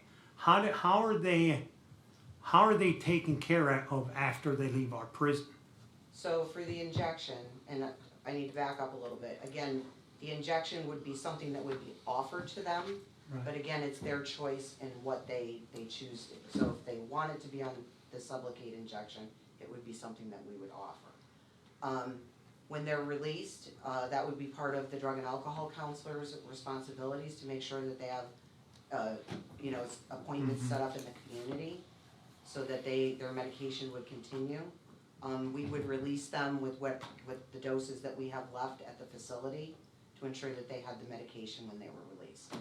But what we're trying to avoid is them being released, like, when they're not on something, they get released, and I know you guys know this, that like when they're released, they're used to doing a certain amount of heroin or a certain amount of whatever, they go out and use the same amount and then they overdose. Yeah. So we're trying to avoid And that's what some I'm of saying, that. they Yep. should be on like a 3-month program, Mhm. so that they don't overdose, cause as soon as we release them, Right. we're gonna have 10 of them laying in the streets Right, somewhere. and we do have a discharge plan, for patients. And I actually liked the shot before because Mhm. they could spit it out after you leave or Yeah. whatever, I mean, there's stuff like that. That's why I like the shot, and I don't mind paying that much money Mhm. if it's gonna help the people. Right. I But mean, there's- it's there and they got it for 30 days. Well, it actually is more, doesn't it? They get a shot every 30 days, but it's in their system probably for 40 days. Correct. Yeah, But the liability factor on what happens when they get out, first of all, it depends how they get out. yeah. If they're released on parole or probation. But that's what I'm Or saying. they're released, but we don't have a liability as far as that. because No, they- but are we, well, I wanna help these people, are we gonna follow up for the next 2 months and give them the shot that they're established in a program for 3 months? But even if we do that and they're released with a discharge plan, there's no guarantee that they're gonna follow it, No. right? And then is it true that if they get a shot within that time frame and they go out and use, Oh, yeah, they're, that it's gonna cause them to overdose? Are they more likely to overdose? So it depends on each patient. Yes, there have been cases of overdose with both medications, yes. There are waivers that they have to sign for sure, that we read to them, they understand that this is a reaction that may happen to them. They have to be educated on these reactions because it is a possibility. Vivitrol is a full blocker, which means that it will fully block that sensation that they're used to getting from heroin, that chasing the dragon feeling that they comment on. They're not going to have that.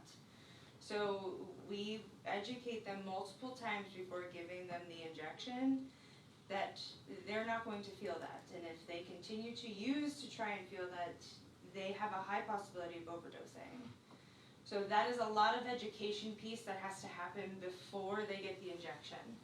The bigger part of this whole conversation though, and I get what you're saying, we wanna help them and that's the bottom line, is like Val said, is that caseworker component, that re-entry component is the big key with this, especially, and you know, Kelly and I are familiar with many counties, your county needs that re-entry component up here, that they need connection to somewhere to go when they get out, to have that next injection, for sure. so if we put them, say they give them a shot and they leave, and they go to the caseworker, say if it's Carver Monroe Pike, and they don't take that shot, is that in their release that they release because they started this?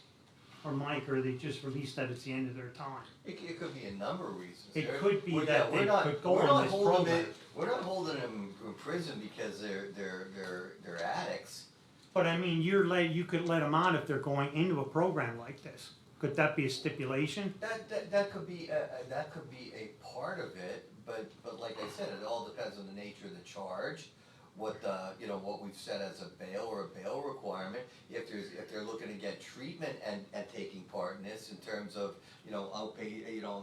intensive outpatient treatment, IOP or things like that. Yeah, there's things that we can do and that would be a condition on it to follow the recommendations of that program that they entered into, certainly. Or to come back, Right. Right. yeah. But we're not letting them out simply because they've decided to take that, we encourage that. But like I and said, if that's a- they're in it, I'd like to see them, I mean, that's just one instance, there might be some that have a year in prison yet. Right. But the ones that I'm saying are letting out, I think we should help them, I mean, it sounds like, I'm sure it's a lot of money, but I think if it's, like if they're left out, I think we should be responsible to pay the next two. Cause they're probably gonna be in Carver, Monroe Pike and alcohol anyway, Correct.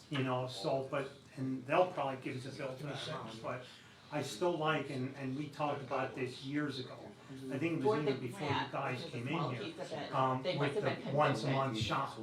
I think that's the best way, and, cause what if they get out and then they're taking pills and they don't take the pill for 2 days? Right. I don't think that, and it sounds like it works, I don't know. It sounds like it works, but it takes almost up to 3 months to actually get in their mind that it works. So does that cover if they already have plea court but are waiting to be Your sentenced? Does that 3-month cover? mark is part of good data, at least with the Vivitrol shot. Yeah. I met with the Vivitrol representative just 2 or 3 months ago, and for those individuals who return for their third injection have a 93% success rate. Right.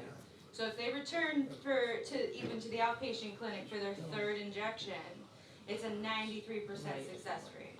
So that sounds a little bit better than having them back in the prison in 2 months or 3 months. Right, And then we have to right. pay $2,000 a month to house them. That's what I said. Where are we at afterwards? And like I said, I don't mind with like our opiate money if we wanna use it for that. That's the only way I think we're gonna help the people. Sure. So you said that you send doses with them when they're released. Is there a market value for them to sell that on the street when they get out? Should they not take it? Have you seen any incidents of that? I haven't personally seen that, but I can't. I mean, unfortunately, there's a market value for every pill that Well, right, walks but- out, so yes, but. Because that doesn't exist now because it's not offered. But it could become an issue should they, I'm just throwing it out there. So we already have people on Subutex because we already continue patients on the buprenorphine. So if somebody comes in on a current valid script Okay, of thank you. buprenorphine, they get continued on their Right. medication.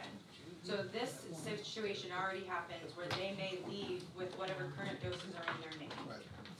So, That is already occurring where they're leaving with doses in their name. so the grant that Val's talking about is Vivitrol, but you are talking about several other drug alternatives to Vivitrol. Correct. So is this grant only covering Vivitrol? Right, And so- if it does, and then there's these other options that they choose, how is that being funded? That is a great question. Well, aren't we just using Vivitrol? But it's Or- their Or choice. their choice to take it? So If part of the reason Allegheny County got into trouble is they didn't offer choice, and what you're hearing from Prime Med is other states require you to offer choice, so I think like the writing is on the wall. Right. But remember too, Vivitrol is only a 2-year period, only 111,000, and only alcohol and opioid. No. So the funding, the total cost of the MAT, I don't know if you're gonna talk about that, but you have your services and then you have your medication that's capped. So Right. do you wanna go through the financial piece at all? So publicly, I mean, we did submit a proposal. I know that there was an aggregate cap, and I don't know if that was sent That to you what you guys. Yeah, Yeah, we did get that. So that would be the cost of the program. And it was an aggregate cap, and anything that would be left over would be refunded back to you guys if there was funding left over. What's the aggregate cap? I'm not familiar with it. And the aggregate cap, I believe it was at 40,000 that's correct. Is that per year? per year. I wasn't sure. And there's also the cost of a nurse to pass the medications, and that would be per year as well. And there is additional provider hours, like the doctor, because it's a new program, and they have to see, you know, an additional set number of patients, or not set number, but it could be an additional, 20 patients per month. Like, we have to add the provider time on to do that. The aggregate cap would be, for the medications, and the urine drug screens, and the lab work go towards the aggregate cap. So what, if you were to say only, if your bill came to $20,000 for the year, then we would not, you would be refunded the other $20,000. So we have $111,000. 40 of that approximately goes right to you for the program. Then we got a fund. No, that's No? that's a different, that's Oh, it's the a MAT. different program. Right, that's off, this would just be the MAT program. And we don't have a grant for the MAP program, just for the Vivitrol. That's my understanding, but whether there's one available or not, I don't know, Dan, but. Okay. So it's possible that part of the MAT participants would choose Vivitrol.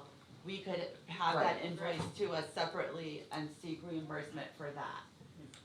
One of the reasons we tried to analyze the intakes was to try to analyze the drugs of choice of the population. And I think the funding gap, that I am concerned with is the methamphetamine that's not a poly user. We don't really have hard data on that, but that's a possible funding gap. We have the Vivitrol opportunity. We also have the opioid settlement to potentially analyze against this. Oh, well. So, Well, I mean, if you were to ask, I mean, after hearing this, I would say from the beginning is start the MAT with the cap that we were given and start the MAT program, and that kind of gives us that. Take the advice of Val with the 2-year on 111,000 and push that back for 2 years so we can get more data to drive exactly where that is, but still go through the process of putting it on the table. And then understand that when we sit here in opioid, there is a percentage of that money, of that 117,000. Yeah, I figured it's probably gonna cost at least 117,000. That's gonna be coming out of that opioid settlement to, More. Yeah. right, to take That- care of the that gap was when we my lose the minimum. 117. so is the county then gonna pay for the MAT, or is that gonna be opioid settlement money? Well, it'll probably be auto opiates. Can't be It'll opioid. be huh? Right, so the county's gonna have to fund it. Those are the opioids is what they're saying, now whether or not they're polysubstances, what she's talking about, and the overlap, I don't know. But we'd at least, She's talking, I think she's talking about addressing the gap in the math and so forth is through the math. Right, and just to kind of put you at ease with that Do you gap think with that makes more sense? methamphetamine users, right now, there's Now not the anything gap in the math? marketed for methamphetamine specifically. Okay. So we're not I don't know where the missing monies are coming from, any but medication yes, I mean, opportunity it has there to for be- them. Okay, that's great information. Yeah, so should something like that come up, Substance abuse. so the MAC does that. Prime Yes, Care math would is notify part us of it, if that becomes is what I part of the hear. program, but And That's what I'm hearing. not. And that's what I said, a lot of other counties are using the opiate money for that. They're doing it, like I'd be in favor of like get the MAT up and running and then explore the opportunities based on the data, and that was something that we heard continuously with opioids. Right, but- It's a data I driven, gotta leave my. So the county's Okay, gonna fund the Jeff, MAT thanks. program, well, yeah, I guess we're gonna have to. right? So, and then there may be some reimbursement out of this, maybe, maybe not, but I'm gonna tell you the truth, I'd sooner know that I'm committing to 40,000, definitely committing, and maybe some additional money there, than committing to 111,000 right now, and not knowing where I'm getting $111,000 2 years from now. Here, I think the liability on the county, on a broader base, gets covered through the MAT, and I'm just one of three, but that's mine, it kinda covers us until we get some data in our bank to drive the other funding sources. no, that makes sense, Commissioner, but that 40,000 number could go up and down depending on users, Right. correct? Also, so the $40,000 is for the medications, the urine drug screens and all that. But there is an additional cost for the nurse and the provider I hours. understand that.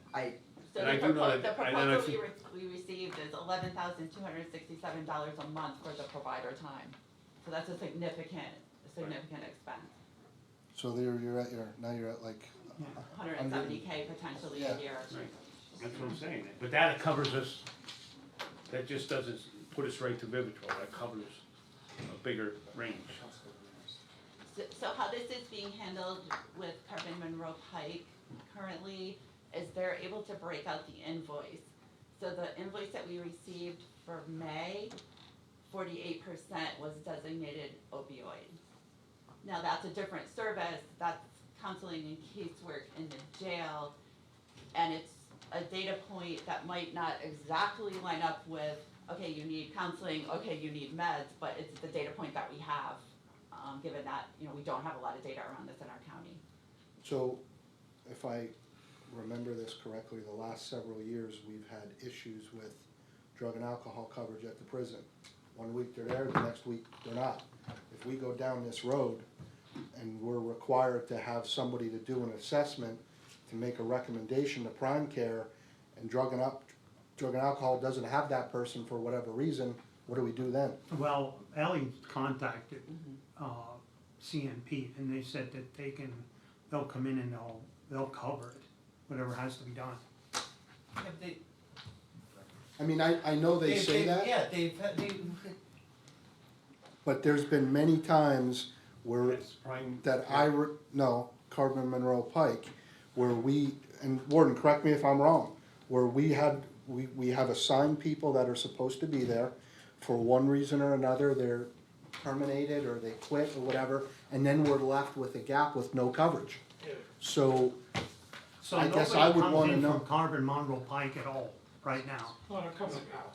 But Well, he just said they're not coming in. no, in the past, that has Yeah, been in an the issue. past, that was when the lady was pregnant, she quit or whatever, couldn't get somebody else, that was a whole nother deal. This is different today. yeah, the way. The way I understand, they're there, and whoever was there, and even like Jared, I thought Jared was like, Jared, I think Jared, what he explained to us, he's doing a pretty good job with what he presented to us. Now, I'm not saying it's at the prison, but it's maybe after people get out. Yeah, that's something I don't see, we don't. Yeah. Let me just, are we currently having any issues with No, CMP? right now we have two girls from Carbon Monroe Pike that come in and they're regular. Is Prime We had an having, issue in January where somebody quit and it took them almost 2 months to get a replacement. Yeah. But Okay. for right now, we're doing well. has Brian, are you currently, or is there any foreseeable issues right now with CMP? No, but we haven't had any issues with them. Okay. I just wanna make It sure may that have they been- can, that they can cover it. If we go down this road and that's a Yeah. requirement, No, I just understand make that. sure that somebody's there. You know, it's contracted, and at times, you know, we haven't fulfilled Sometimes- our end of it. We were without it for how long, when somebody just had a bold allegation of carfentanil at the prison, and you couldn't get a human being up there, they went on strike, yeah. I mean, we have no ability, that's the scary part of it. So the Vivitrol grant prescribes that you have to contract for services, it's completely up to you who you contract with. I know. And that's a matter of like enforcing the terms of that agreement.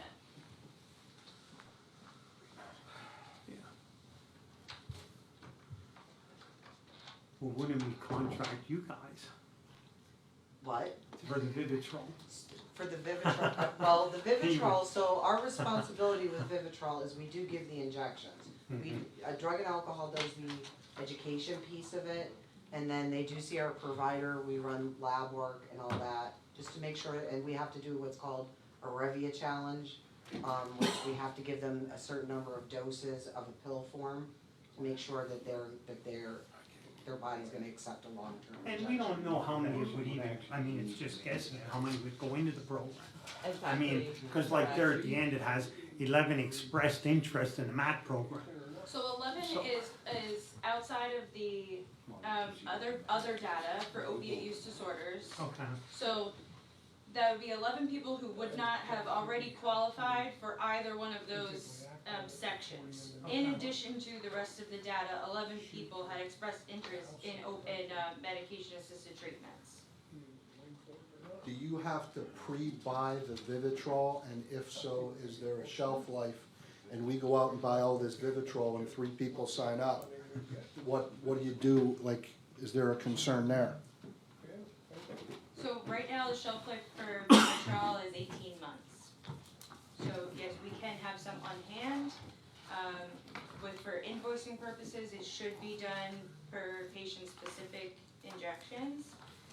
But we can get some from the suppliers, from our pharmacy to have on hand for quick release informations, for people who are doing that Revia challenge in anticipation of a quick release, we can do that. So you would essentially order it on an as-needed basis? Right. So it's not sitting around? Right. Okay. With Vivitrol in particular, because of that we have to do the challenge, like Vivitrol is not something that the person's gonna come into the jail and we're gonna immediately start Right. giving it, we typically do Vivitrol more on the back end, like when we know that they're gonna be discharged. In that way, like we ask them the questions, and if they opt for the Vivitrol, then we work, from discharge back. And, because of the Revia challenge and all that, we won't inject the Vivitrol without doing the challenge, so.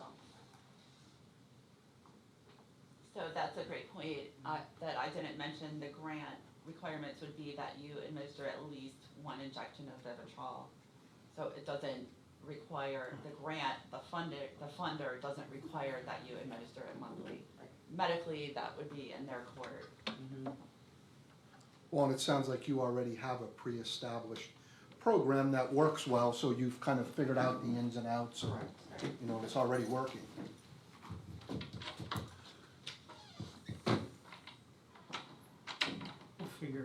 else. Well, I'm just wondering, like, do we have to send something from this board to the commissioners as to a direction as to the MAT and the Vivitrol grant? Because, you know, we heard here, Ellie's in the back of the room there, there has to be does this board need to take any action to come before the commissioners? I would make a They motion would that we recommend. proceed. The prison board should always recommend. Yeah, any I would, kind of actions. if Wayne's gonna make the recommendation, I'll second it.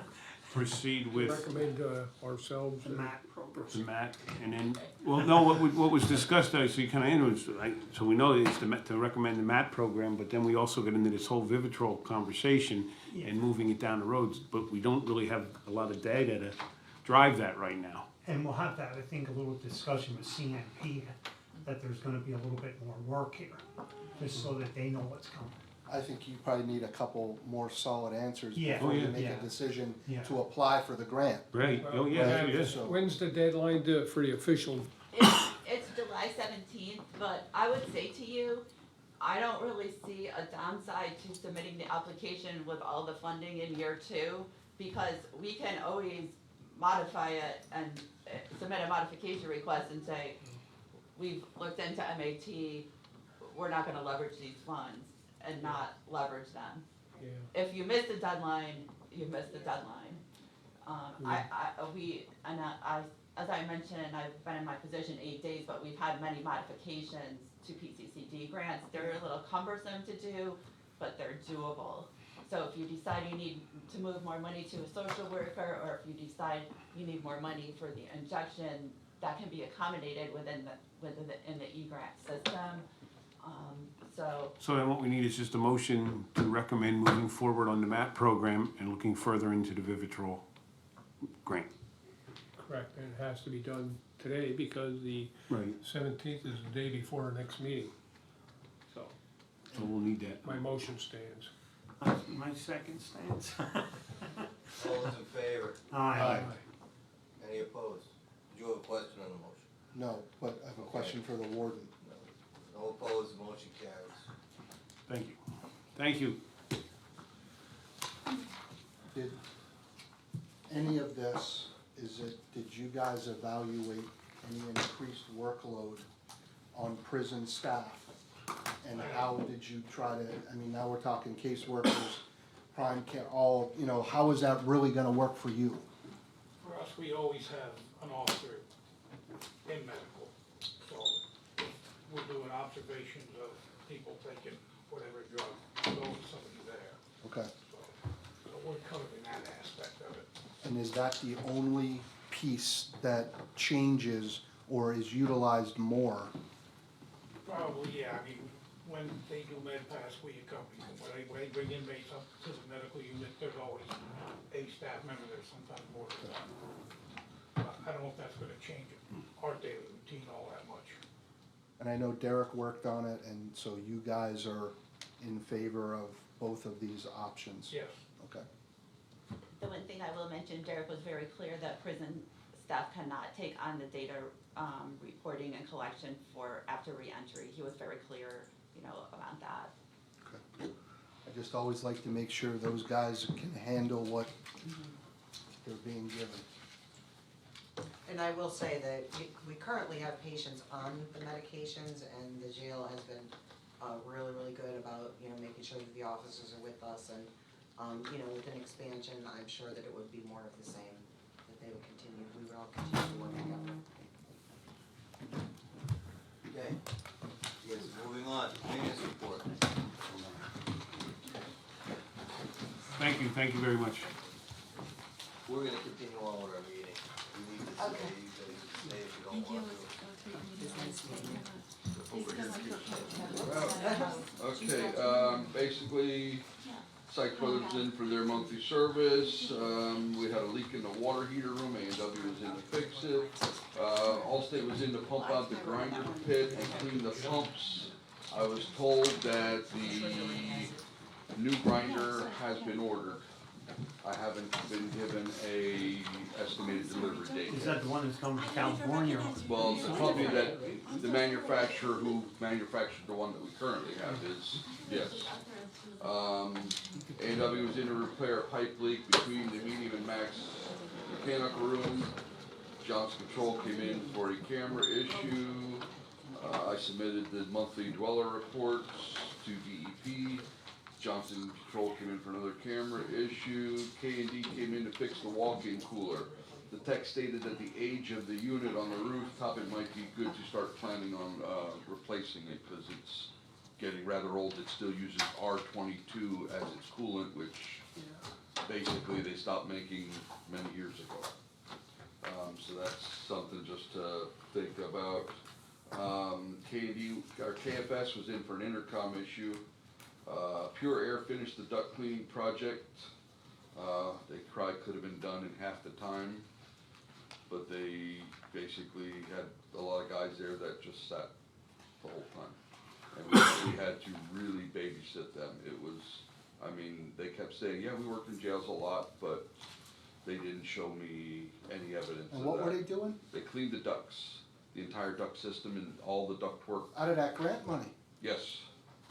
Now, I mean, they did do a good job. I mean, I've seen the pictures. If you haven't seen them, the warden or I could easily send you some of the pictures of before and after. They did do, it seemed like they did do good work. Just they could have probably been done in half the time easily. I'll have to call and tell them. And you can let their boss know they. I'll call the boss and tell hey, them they weren't working. You can call the boss. They not one day did they put an 8-hour shift in. But and like I say, they cut piece of ductwork. They throw the metal on the floor, and they wouldn't clean it up till later. And it's like I kept telling them over and over, we got to pick this up because. And if is we there bring any in reason mates- why nobody was notified about this before? What's that? Why was nobody notified about this Well, before? most of this happened near the end of that I was aware of. I'm gonna text them right now. Well, like a lot of the reasons that they didn't work later was because they'd say they were at a point where they didn't wanna get started, which a lot of the things, cause they wanna just go into the units and work, and it's like, well, you gotta wait, we gotta lock the unit down, we have our procedures, we can't just let you guys run around all the inmates, so it's, but, you know. So they're basically done and gone. KFS was in for a door issue. A&W was in to fix a water leak in one of the water closets, which that happened like one of the very last days they were there. I believe that one of their guys stepped on one of the pipes because one of the pipes was like split. It wasn't just a leak, it was actually split. So that's pretty much my report. Any questions, any other questions for Rodney, my last conversation with Johnson Controls was they were gonna call you to start coming up with a plan for the cameras, because even though we got the password, Yeah. the password did not work, so Right. every one of those cameras We're gonna has have to be to do- reset manually. Yes. So they were instructed to coordinate with you and have a thorough plan, so this isn't, we're gonna work this week and then see you in a month. No, That's- the last time I talked to them, they were gonna they were trying to get their schedule together, and they were gonna reach out to me, and we were gonna do like 2 days a week for as many weeks as it takes. If you Because could that just, way it doesn't, interfere with our entire week's worth of work. yeah, whatever you guys work out is fine, but if you could just let me know, because As soon as I sometimes hear anything, I yeah. will, they have a relay. habit of yes. kind of falling off the radar a little bit. Okay, any other questions? Work release report. I'm gonna give the report for Mr. Schubeck, he's in Wyoming or South Dakota, Montana, I don't know, he's out there somewhere. His report's gonna be for 2 months, so April 17th through June 12th. Room and board collected for the month was $2,700, for the 2-month period, I'm sorry, it was $2,750, $64.25 to date. Court cost $225, we collected during the period was $700 for the year to date. Inmate payments were $4,871.25 for the 2-month period, and $9,826.09 for the year to date. $150 went into escrow, and the escrow account currently stands at $350. There's a list of the 3 on work release as well as, the in-house workers payment in the Shoemaker report. Any questions on the work release report? There being none, on action committee? There was no meeting, but there was an issue that came up that is an ongoing issue that pops up multiple times over the course of the year with that facility being unsecured. Now there are multiple people coming on grounds to catch rattlesnakes, which is not only a safety issue if they get bit, but that sign very clearly states when you come onto grounds that it is private property. So between the hunters and whoever else wants to come up there, you know, we talked about how we're gonna secure that. I know there's budgetary concerns, but this just continues to be an issue that needs to be solved with securing that entry point.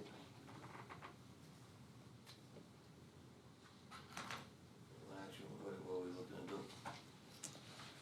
I don't have a solution. I mean, we talked about putting in a booth with an arm on it. We talked about a couple other alternatives. I don't have the ultimate solution, but I think we've hit a point where something has to be done, not just for the snake wranglers, but for all the other issues. I mean, we had guys up there driving around in tactical gear. Nobody knows who they are. You know, that's very concerning to me, especially in today's day and age. And one of these rattlesnake wranglers wasn't even on the road, they were behind the prison. And I know you suggested Nescoma Police, but sometimes we won't get immediate response like maybe we would need. And I understand that, and they may be gone, but if they go beyond that point, technically that's trespassing. Yeah, and I So, feel I would call. you know, you cite them for trespassing and they do it again, now it's defiant trespass. So, you know, there are those legal actions to take. I'm not saying we need to do that. Yeah. But that's not going to necessarily solve the problem either. I understand. So I don't know if anybody else in the group has a solution.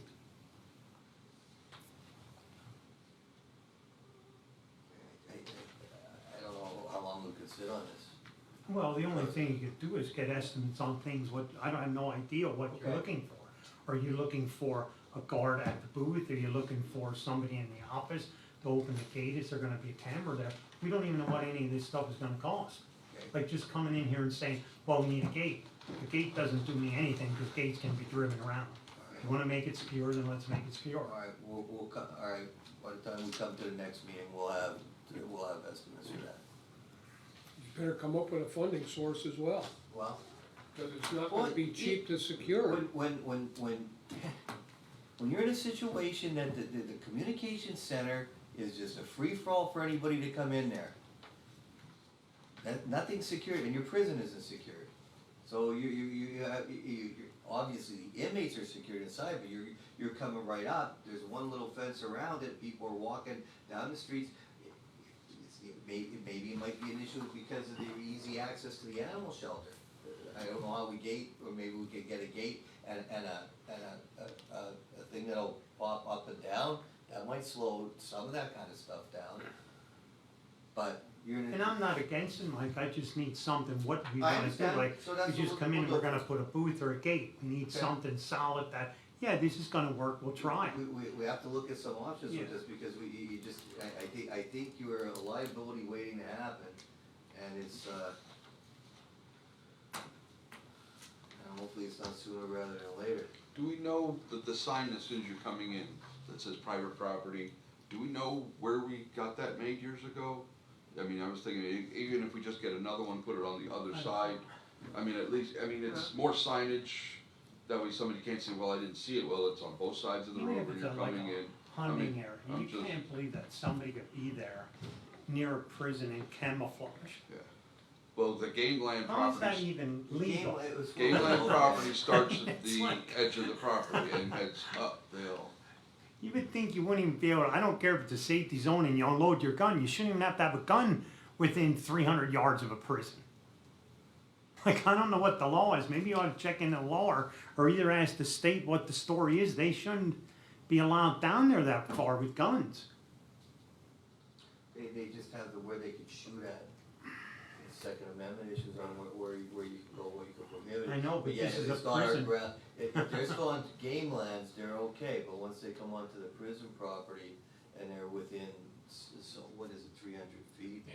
300 feet, then it's it enters into the criminal zone. So you're talking 100 yards. I know, I'm one of the few people that's been up there since '95 when we opened, we've always had the problem with the hunters. Never a Yeah. problem with the hunters per se, but always walking by with the guns. Yeah. The rattlesnake hunters are Well, kind of. when it, maybe, should we charge them per rattlesnake? How's that? We should at least That's get a a Charge foundation, them right? two, That's a 3 grand a funding source. rattlesnake. That's a funding source. Alright, Oh my let's, anything else under work release report? Or I'm sorry, plan of action committee. Nothing more, Dan? Alright, warden's report. Get the following reports from May 1st to May 31st of 2024. 61 male admissions, 29 female admissions for the period, 65 male releases, 23 female releases. We have an average daily population of 135 inmates in the jail for the time period.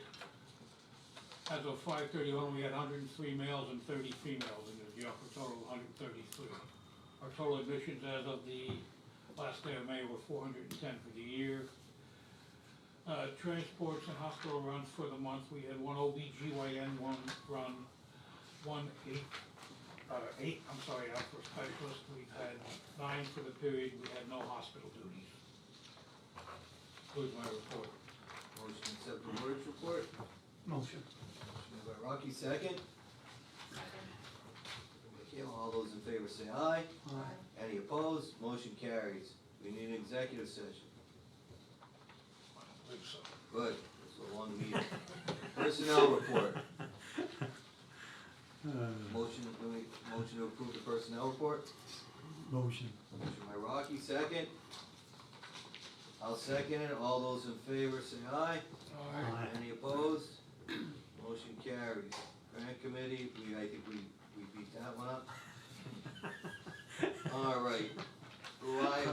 Live scan, so that live scan mail job description approved and filled, so that's good. Okay. National Committee on Correctional Healthcare Audit completed, 5:30 and 5:31 awaiting accreditation, that's good. That's a positive thing. DOC inspection was completed 6/6 awaiting preliminary findings. Yeah. So on June 6th they did it. How do you think we're doing? They were very picky on Okay. Still with us on little stuff. just some examples, they wanted to know what policy I had on feminine products. I said, well, they needed, we give them to, do we count them? No. They wanted to know why we didn't list the plow blade on our inventory. Oh, I God. said, we have one, we will know if it's gone, but they didn't buy that, so we're adjusting some of the things. But they did get really picky. I think they're gonna pick on us a couple more times yet before this is all done until we. But there were nothing major, they didn't find anything. Okay. Nothing safety, that ceilings are falling No, down. no, I think they were impressed with what we did with the RHU section. Yeah. Showers are a problem, no matter what they come, Yeah. they understand that. They didn't really point out any major defects or flaws. They're happy we repaired the sidewalks and things like that. Okay, anybody have anything else under new, old business? And then on to new business, JNet is audit scheduled for July 16th, 2024. Okay, so you're all aware. Anybody have anything under new business? No correspondence. And is there anything further needed to be addressed by the board? With that, we'll adjourn the meeting. Thank you all. Thank you.